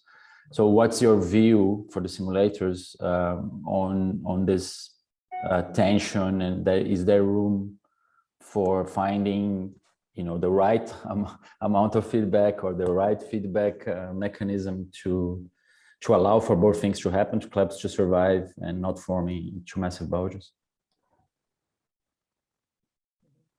Yeah, maybe I can quickly address this. I think there's room because as I said, feedback enhances the gas fractions. It promotes disk formation in principle, so even thick or thin disk formation. And this in turn might promote clumpy star formation at high redshift. So, so in the end, the outcome might be the same, just for different reasons. That's my feeling. Now, many of the large-scale cosmological simulations don't have the resolution or the physical fidelity to actually go into clump structure or clump formation. Zoom simulations are individuals, and it's hard to address, statistical properties. But I think there is room for a consistent solution, which might result in the need to adjust a few of the knobs in the simulation feedback models for AGN feedback or stellar feedback. But I think it's possible. Yeah. I agree. I think we are reaching somehow an agreement of a moderate feedback scenario that is not too extreme or too weak. So the point is made that I think Thorsten made that one of the things that the clumps do is that they help us understand feedback better, right? I think that's a really important point. Sandro, I think you have your hand raised first. Yes. So I totally agree that I think clumps are very interesting and to study the stellar feedback. But in addition to this, I think the clump properties might also depend actually if there is a bulge present in the galaxy. When you have already a kind of a massive bulge in the core, because of shearing forces, I think that, you also change the gas distribution and stabilize the disk. And so I think Marie did also some work on this, and we're looking at the moment into this by just IDLAS simulations. And there we find that, the clump properties actually, change significantly if you include a bulge. So you have actually much fewer clumps in the disk. And then I think on the observational side, we heard of this, I think, at the beginning of the week also, that I think there are still questions of the clump fraction and, how, if you would, for example, do a dust correction and then try to find the clumps, I think that's another important avenue, because I think there are some tensions between what we see in the UV versus ALMA that we already heard from Stein. Yeah. Thank you. Francesca? Yeah, I just wanted to add to the question of how we test feedback, and it sounds like clumps is a really great way of doing that. And I wanted to also add that bars themselves and the dynamical properties of disks are another way, because we're seeing in the cosmological simulations that if you put very strong feedback and then you also suppress the star formation in the disk as well, and then your galaxies become submaximal, and then therefore have very slow bars. And this is a problem that a lot of the cosmological simulations have, that the bars are very slow because the disks are submaximal. Whereas if you allow for weaker feedback and you allow for more star formation in the disks, then the bars are also faster because they're in more maximal disks. So that's another way also of addressing this question, which seems to agree with a kind of more moderate feedback scenario. Yeah, good point. Yeah, Chris, I think you're next. Sorry. Yeah, I was just going to agree with everyone, the other simulators really, which is, one thing we've learned over the last probably couple of decades is that we need a lot of feedback in our models in a lambda CDM context to create anything that looks like an observed galaxy or a population of galaxies.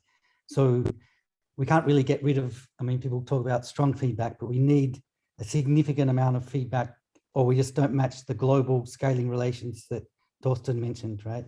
So we can't get around that, but so far, especially the first attempts to match global scaling relations, the feedback has been pretty crude. So we're getting more and more sophisticated as we go to higher resolution, and we're invoking different ways of putting in feedback and different modes of feedback. And so, yeah, as has been said, and Francesca has said, we need these types of constraints on what type of feedback. So we usually simulations now, we can all match global scaling relations because we sort of tune our models to do that. But now we need the next level of observations to constrain the various different parameters and different types of feedbacks that we have. And clumps are becoming one of the ways we can do that. It's very nice. Okay. Good. Deanne. Yeah, Chris that was a perfect lead into my comment, which is kind of the observational side of that, which is, I think there was a conversation between me and Stein in the Slack about, I think it's very easy to underestimate the importance of how the observations of the stars are indicating to us that clumps everything seems to be pointing towards long-lived. But when we look at the gas, they're not there in the gas. And so those two features, we would normally say if there's no gas there, then there's a really strong outflow, but you can't make the outflow too strong because the clumps are long-lived. So there's either something completely different going on in clumps than is the way outflows work anywhere else in the universe, or we don't really understand quite everything. Or I guess the probably most realistic thing is that observing clumps in CO or dust with an interferometer when you're in the most expanded configuration turns out to be really hard, because you have not just resolution effects, but you have sensitivity and you have interferometric effects all adding together. And I think it's very, very easy to underestimate how that can degrade it. In terms of feedback being strong or weak, I think what Chris just said is really important. I think like it's important not to think of this in terms of tuning a knob and turning it up. It's really, do we have the right equations? Because in the outflow community, people are talking about clustered supernova and sort of using what is a very different prescription for the feedback than what's, I think, being called strong feedback in a lot of the simulations, which is more of this early radiative feedback and how that adds in. And so exactly the nature of the feedback that matches both say that you can, use the same feedback model and match the outflow in M82 and then get the clumps right in Redshift 2 Galaxy, I think is a great way to sort of look at the future. And eventually, we need to eventually get gas masses on clumps. That's such a huge open question. Okay, that seems to have provoked a number of questions. Marie, why don't you go next, and then we'll get to Daniel. Sure. I was wondering if someone could comment on whether cosmic rays could be helpful in terms of that could be a source of feedback, but maybe less local than what we do now. So could it be that cosmic rays could transport the energy a bit outside the clumps and would not totally destroy the clumps, but still provide general feedback to the galaxy? So has anyone an answer to this? Anybody want to comment on that? Yeah, I could quickly comment.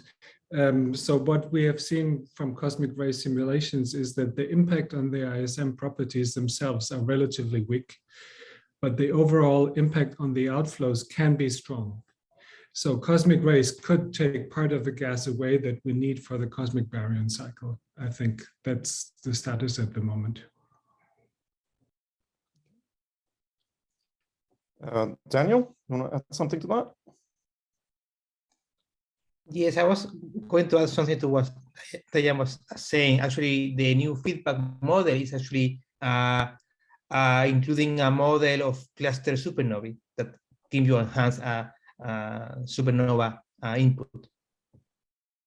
Was not really just adjusting a parameter, it just was adding a new model, because we think that feedback is actually, we call it about feedback, but actually is a plethora of processes that inject energy, momentum, and radiation into the ISM. So we need to have very different processes at once to get the right strength of feedback. Okay, I'd like to take the last question then so we can move on to the next parts. And I'd like to hear from someone we haven't heard from yet. So Elena, if you could ask your question. You're muted. Yes. Can you hear me now? Okay. Yes. So finally, after 3 days, I found the raise hand option that disappeared now. So it's a question mostly for the theoretician and people who's running simulation. We have seen, well, in Daniel's, but also the talk that can have these long wave clumps. And my question is, that was also brought up in Thorsten's last slide, it's whether there is a realistic scenario in which we can link these long link clumps to globular cluster or this peculiar system, for instance, we've seen in Ferraro's talk that we found in the bulge. So is there a connection between globular clusters and the weird globular clusters and clumps?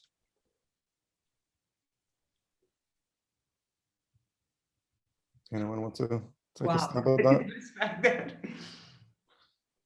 You're asking the next generation question, I guess. Okay, if there's no answer to that, we've run a little. I just. We do have an answer. Go ahead. And speculate. Okay. I mean, there is a population of like metal-rich old globular clusters which could plausibly originate from these clumps, right? So I think the star formation rate surface densities are extremely high. The conditions are probably okay for a globular cluster formation. So it's not. I wouldn't say it's excluded that some fraction of the globular clusters form in these clumps. But I don't think we know. But Michael might have an answer to this. Sorry? Michael might have an answer to this. Yes. Okay. Go on.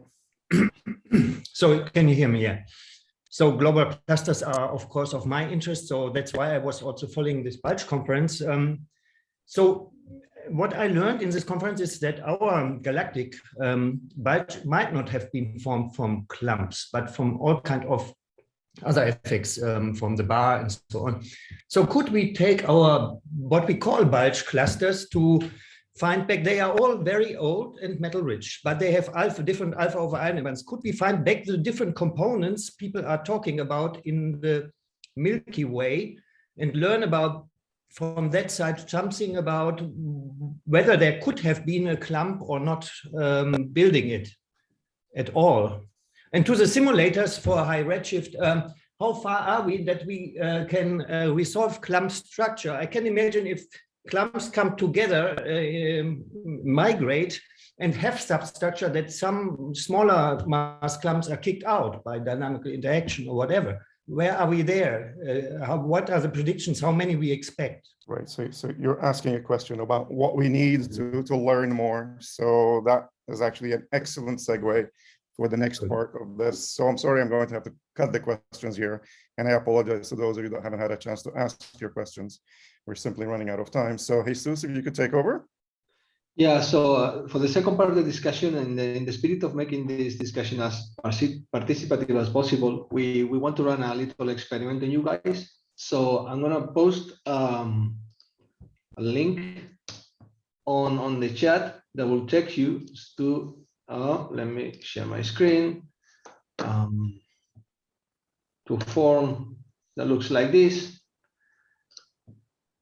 where we basically, in the spirit of understanding, we want to connect the formation of Bulges to different formation scenarios of physical processes. And we thought it would be nice to get an input from the community to see whether we agree on things, we totally disagree, or we are utterly confused, and we should change many, many things. Okay.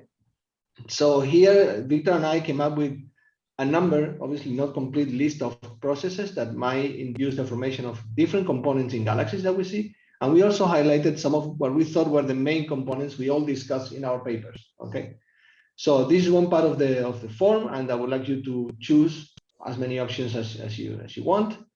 And then on the other side, looking ahead in the future, we wanted to know whether you think observations are more important than theory to understand the nature of some of these components. We made it binary to make it, because otherwise most of you would choose both.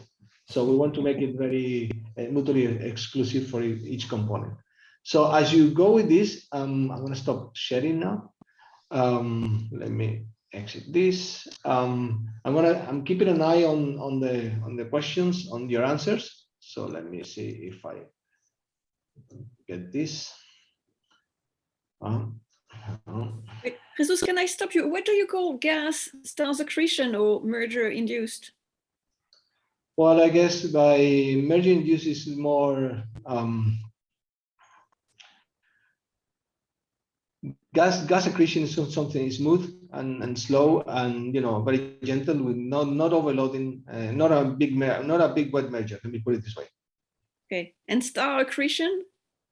Well, it's just yeah. Okay. Something similar.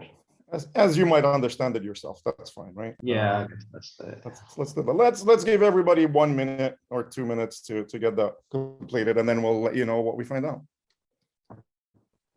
And can I assume that inner disk ring is maybe meant to be nuclear disk ring as opposed to inner rings that are outside bars? Yeah, not the ones outside bars, within the center. Well, no. I mean, the classic Ron Buddha thing is an inner ring is something that is outside the main bar. I understand. It's the one that's at the center of the bar. Okay, so nuclear ring. Okay. Nuclear ring. So I'm looking at the responses and I can only see 3 so far, which I cannot believe.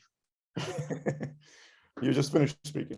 We have to think. It's There must be someone else 4 now. Okay, this is speeding up now. Jesus, if you mentioned it, right? I guess, but so I can pick only one in the first No, question. in the first question you can pick more than one. Right. More than one. Okay, good.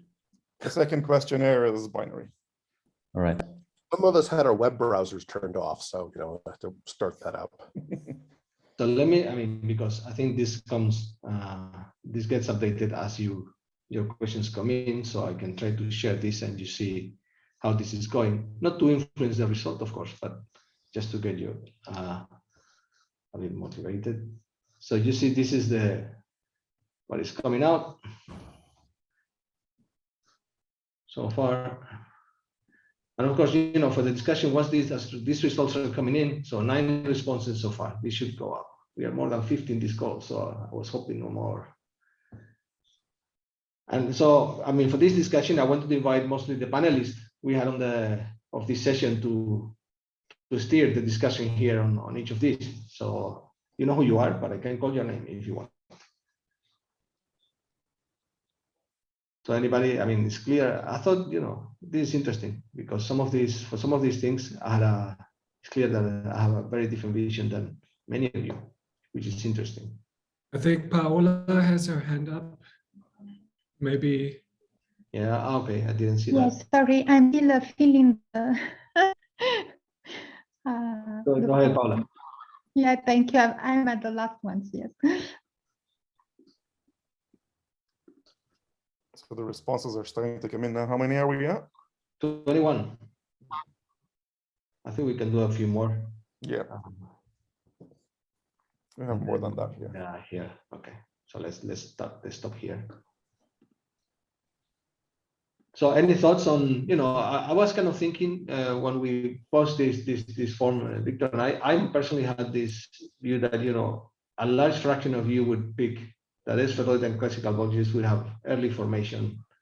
And, it's a majority, but there's still quite a number of other processes that seem almost equally important as this. So any thoughts on this? Any of the panelists? Well, they are not exclusive, right? So you can have an early... Of course, no. Look, and these things may depend, of course, on the mass of the galaxy. For some mass ranges, this will be more dominant than for others. No, but I'm saying, I'm saying that, an early formation could be merger induced. So you can have a very rapid mergers or at the early on years, and then you will still have an early formation and mergers, which could be the same. That's what I was saying. Yeah, I agree. So, anyone taking the initiative on this?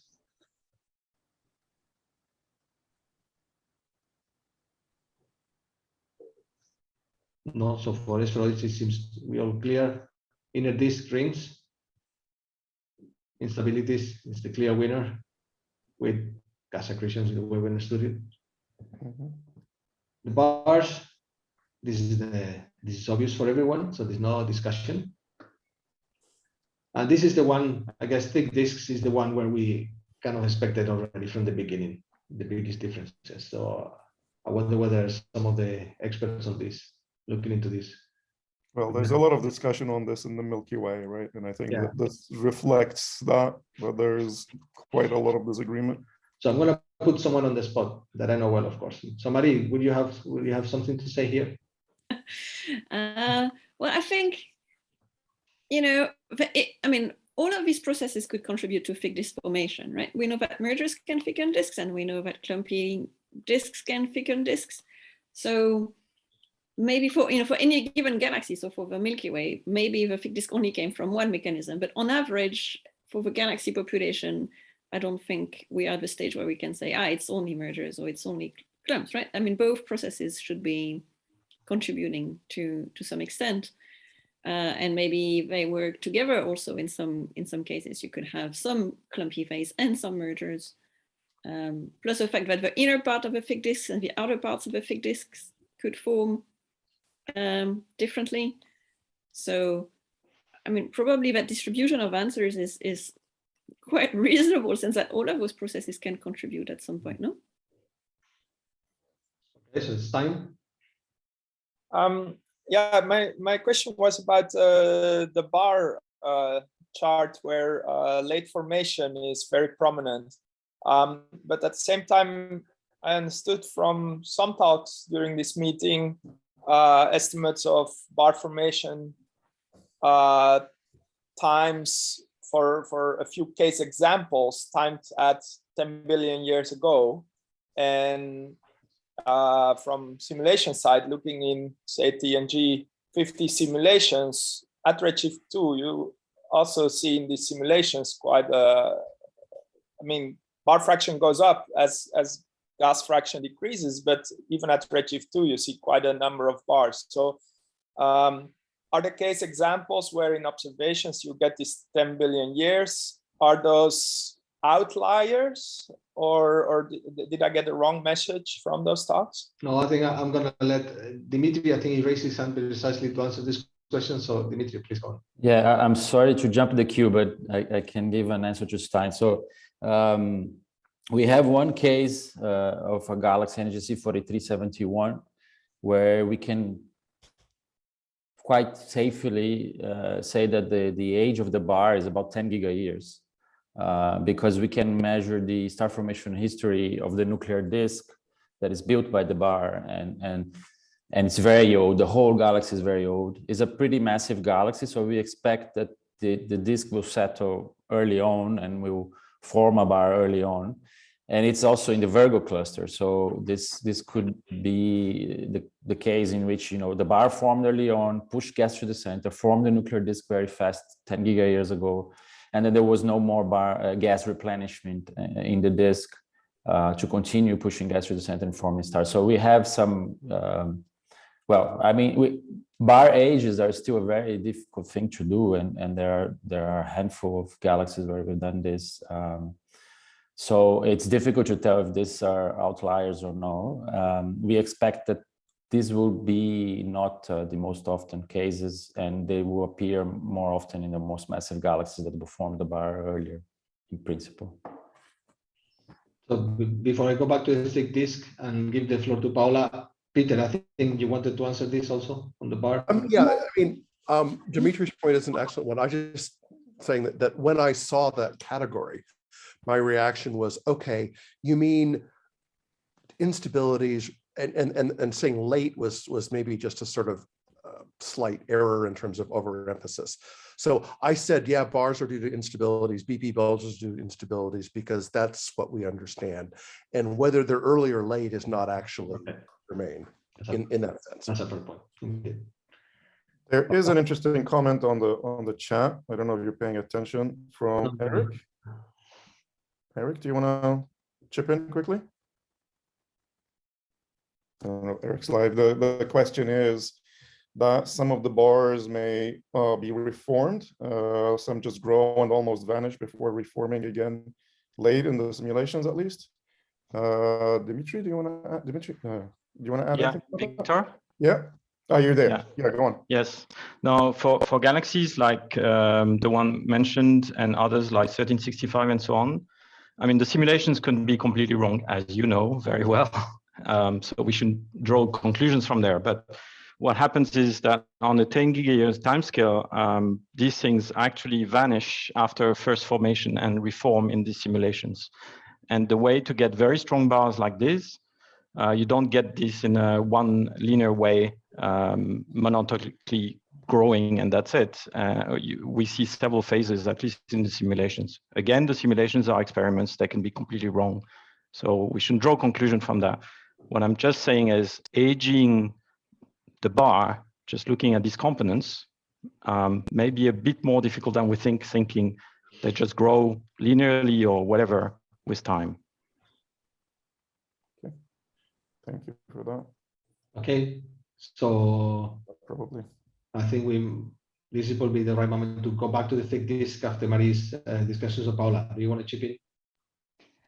Yes, I wanted to say that I agree with what Marie was saying, that you can have several processes forming and contributing to form the thick disk. And I think that another point to take into account is that, at least when we look at the thick disk in the Milky Way, we know that we don't have a unique definition of this thick disk. I mean, we can talk about a morphological thick disk, which has a large scale length, even larger than that of the thin disk. But then when we add the chemistry, and we realize that the alpha-enhanced thick disk is centrally concentrated, so it has a shorter scale length than the thin disk. So it's also possible that depending where we are looking at, if looking at the thick disk in the inner regions of our galaxy or a more extended disk, we are also seeing these contributions of different processes to form globally this thick disk. So probably the enhanced was the first that formed. Then you can imagine that what we see in the outer disk as a thick disk can have been built over time with mergers, accretions, and later on. So then does that mean, because this is a question I have to myself, does it mean that all these, because these features we are highlighting here are prominent features in galaxies, right? Does that mean that this is not the right way? What you're telling me is that this is perhaps not the right way of decomposing galaxies or breaking up galaxies, that we shouldn't be looking for ways of attaching components univocally to some process, or not? I mean, this is the... I mean, I think we have to do, in some sense, maybe it's a silly answer, but we have to do everything we can, in the sense that we are learning also in the Milky Way how different definitions contribute to understand eventually different processes or different phases of the formation of the same structure. So when you can add alpha abundances or metallicities to your decompositions, or to try to understand what really this thick component is, I think it's super useful, because it can reveal that this structure is not all formed at the same time. It's formed by a number of processes, and depending what you're looking at, you see eventually a transition in the contribution of these processes to the overall formation. Okay, understand. Chris, you're next.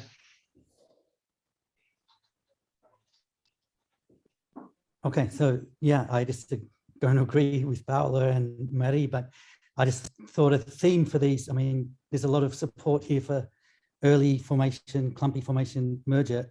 I think the theme for a thick disk is it's really the settling process of the disk, right? So all of these things come under that sort of heading of an unsettled early forming disk. It's a mess at high redshift. The accretion is extremely rapid.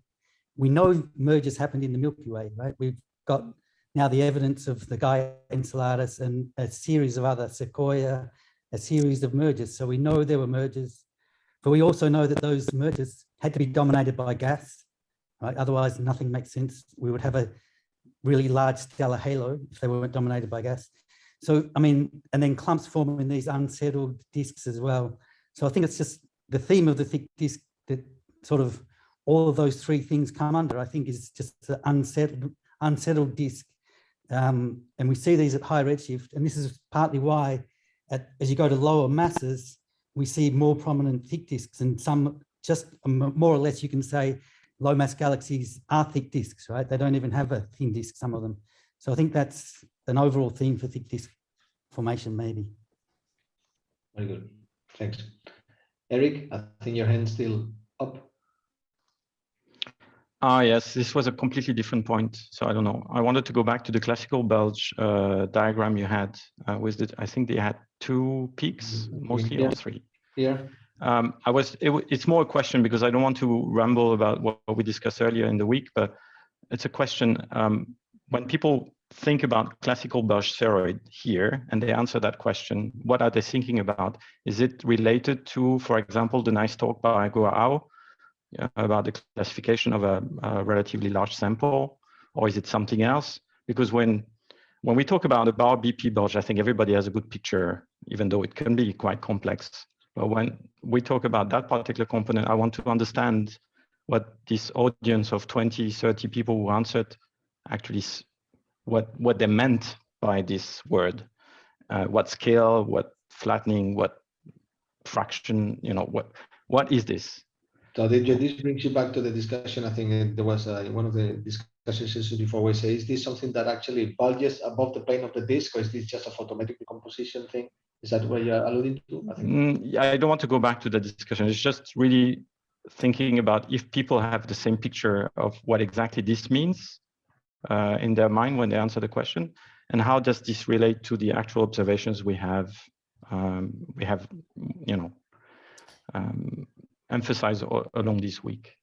So it's a difficult question because everybody should answer, and then we should. So let's not do that now. Okay, so I don't know. I thought we had another one which was a small classical bulges. Is that dramatically different? Not really in terms of proportion. The same. More or less the same. So we have, I don't know, Chris, do you want to contribute to this? Otherwise, Diane. No, Chris or Diane. Diane. Yeah. Thank you. This is not a specific response to Eric. It's very broad, so I think that's acceptable here. Is that I think one of the biggest challenges we have of answering these questions, and I think like this one maybe whenever I clicked Clump or something, it actually was the ones I thought about the most, was because I think Daniel's simulations and our observations can tell you what happens until redshift of 0.8. And then we don't know what happens. And then, 7 billion years the galaxy has to have stuff happen to it. And then Peter and Dimitri and people start observing it. So that's a long time.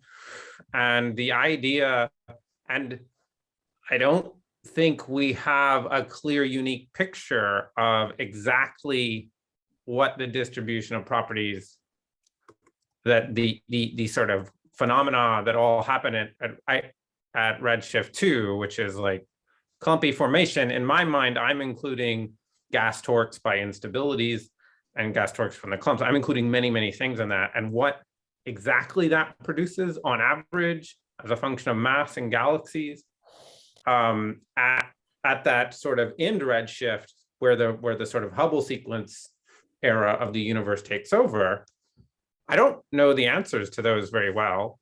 And then I definitely don't know the answer of what happens between redshift 1 and redshift 0.1. So it's just, okay. I mean, it's just an outrageously challenging question. So Eric, I think you wanted to answer that.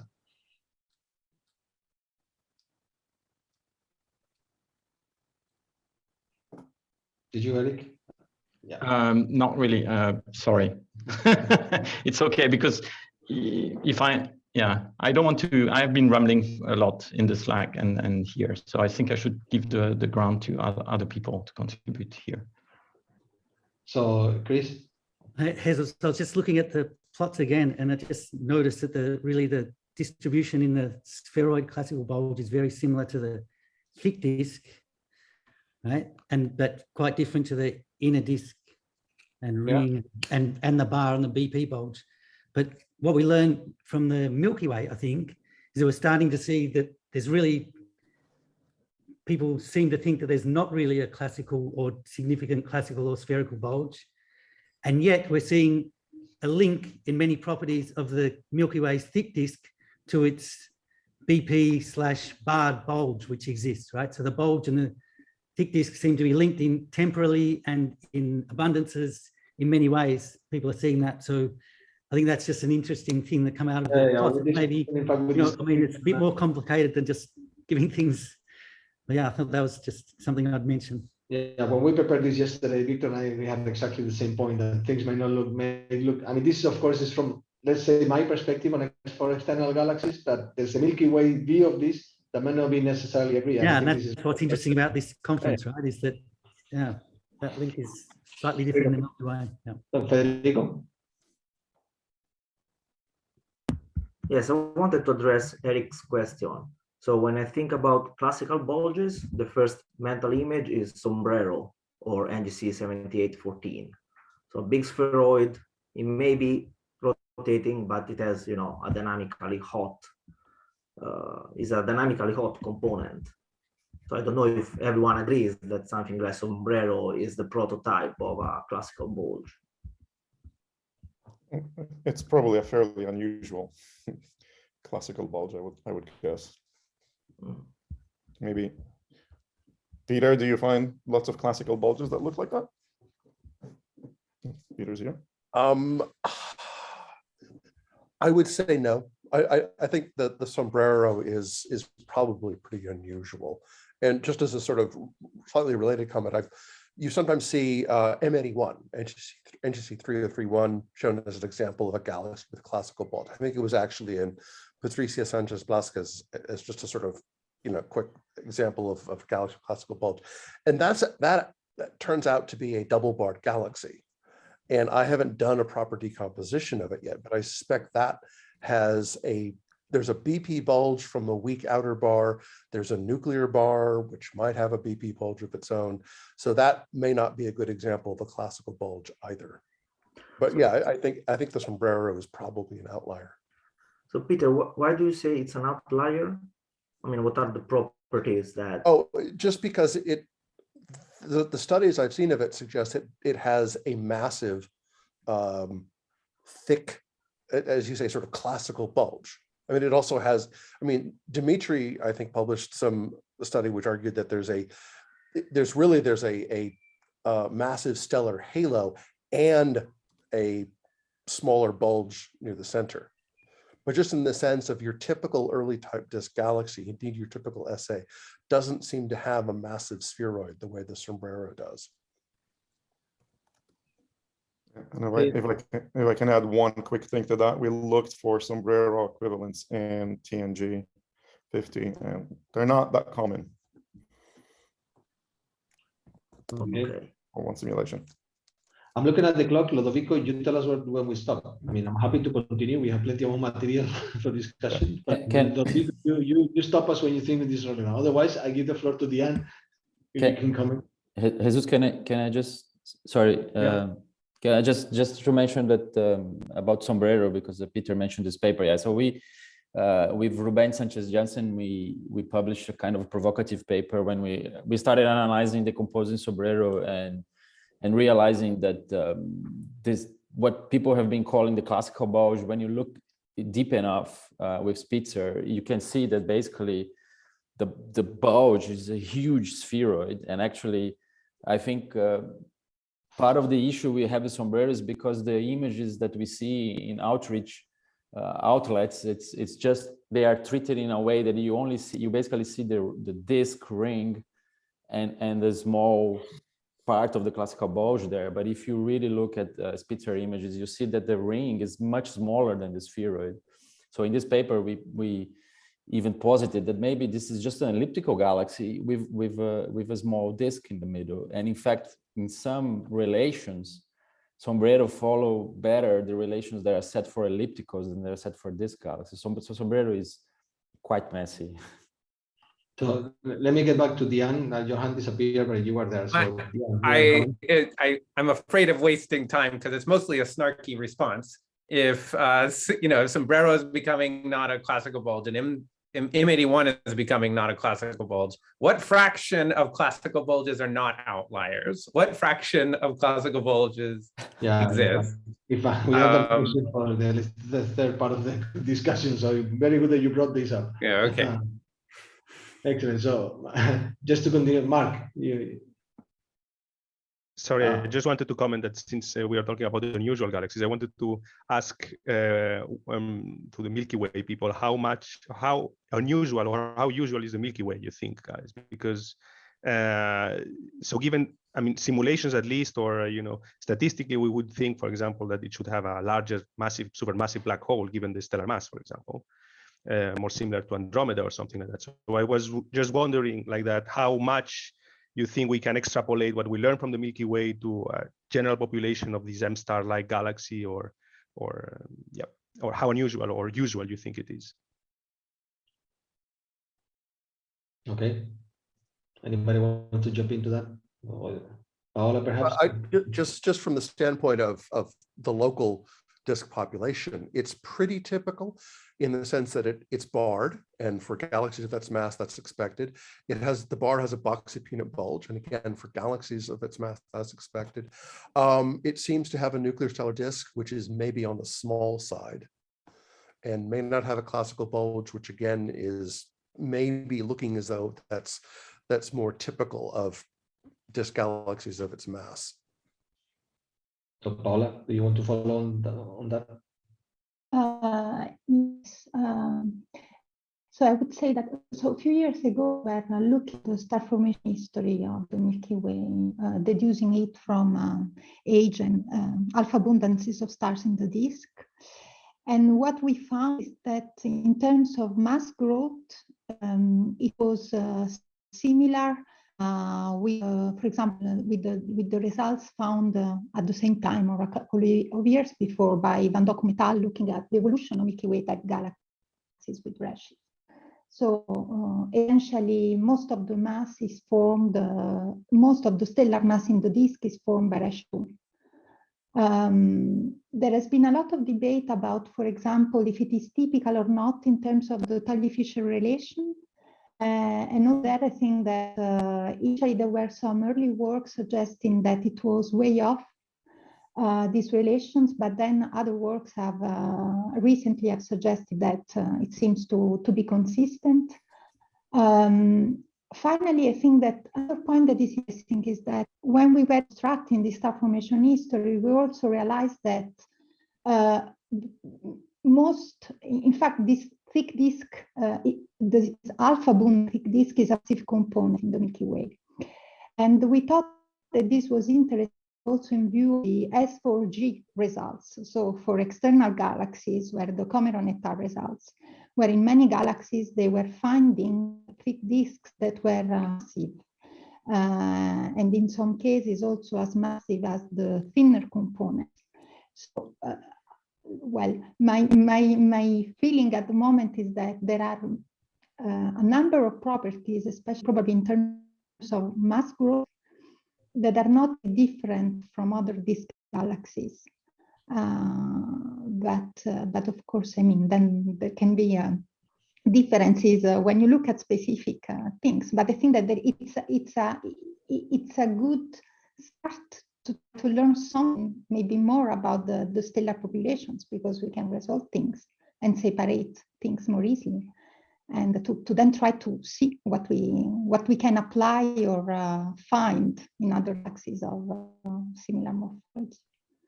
Okay, I could see Federico and Peter had a hand up for a while. You want to chip on this? Sorry, that was left over. I don't have my hand up. Yeah, it was also left over, sorry. Thank you. Do you want to continue? Yeah, just on this, whether Milky Way is typical. So yeah, thanks, Paul. I agree. And if you look also at, I think Jesse van der Sander's talk in this conference, he talked about external galaxies having similar thick disk properties to our Milky Way. And I know, Jesus, you've done work with Francesca Pina on this. So we're starting to, so we think that, it is quite typical to have a thick disk that's similar to our Milky Ways. The other issue is merger history. Okay, so we know that there was this guy Enceladus, and it was a significant merger. It wasn't a huge merger, but we think it could have been as much as, say, 4:1 in total mass ratio. And it was about redshift, 9 gig years ago, between 9 and 10 gig years ago. So that's not atypical. I think it's it's not like an complete outlier in the merger history plots of galaxies of this mass. Usually, I mean, it might be a little bit of an early merger history, and we've always said the Milky Way has had a slightly earlier merger history than, you know, the average in that mass range, but it's not completely an outlier in that range, in that sort of sense either, right? So we know it had a significant merger, and yet we don't really see a classical bulge. So I think that's an interesting point. Yeah, I mean, I fully agree with this. And in fact, my impression of the whole thing is that the Milky Way is not so special, but the way we're looking at it is obviously different from the way we can look at it for external galaxies. And for external galaxies, we're not quite there yet. I think there are good efforts to decompose galaxies in similar ways to the Milky Way, but we're not quite there yet. I mean, coloring orbits and these kind of things that are, you know, it's the closest you can get, I guess, to what you guys are doing in the Milky Way. But we're not fully ready.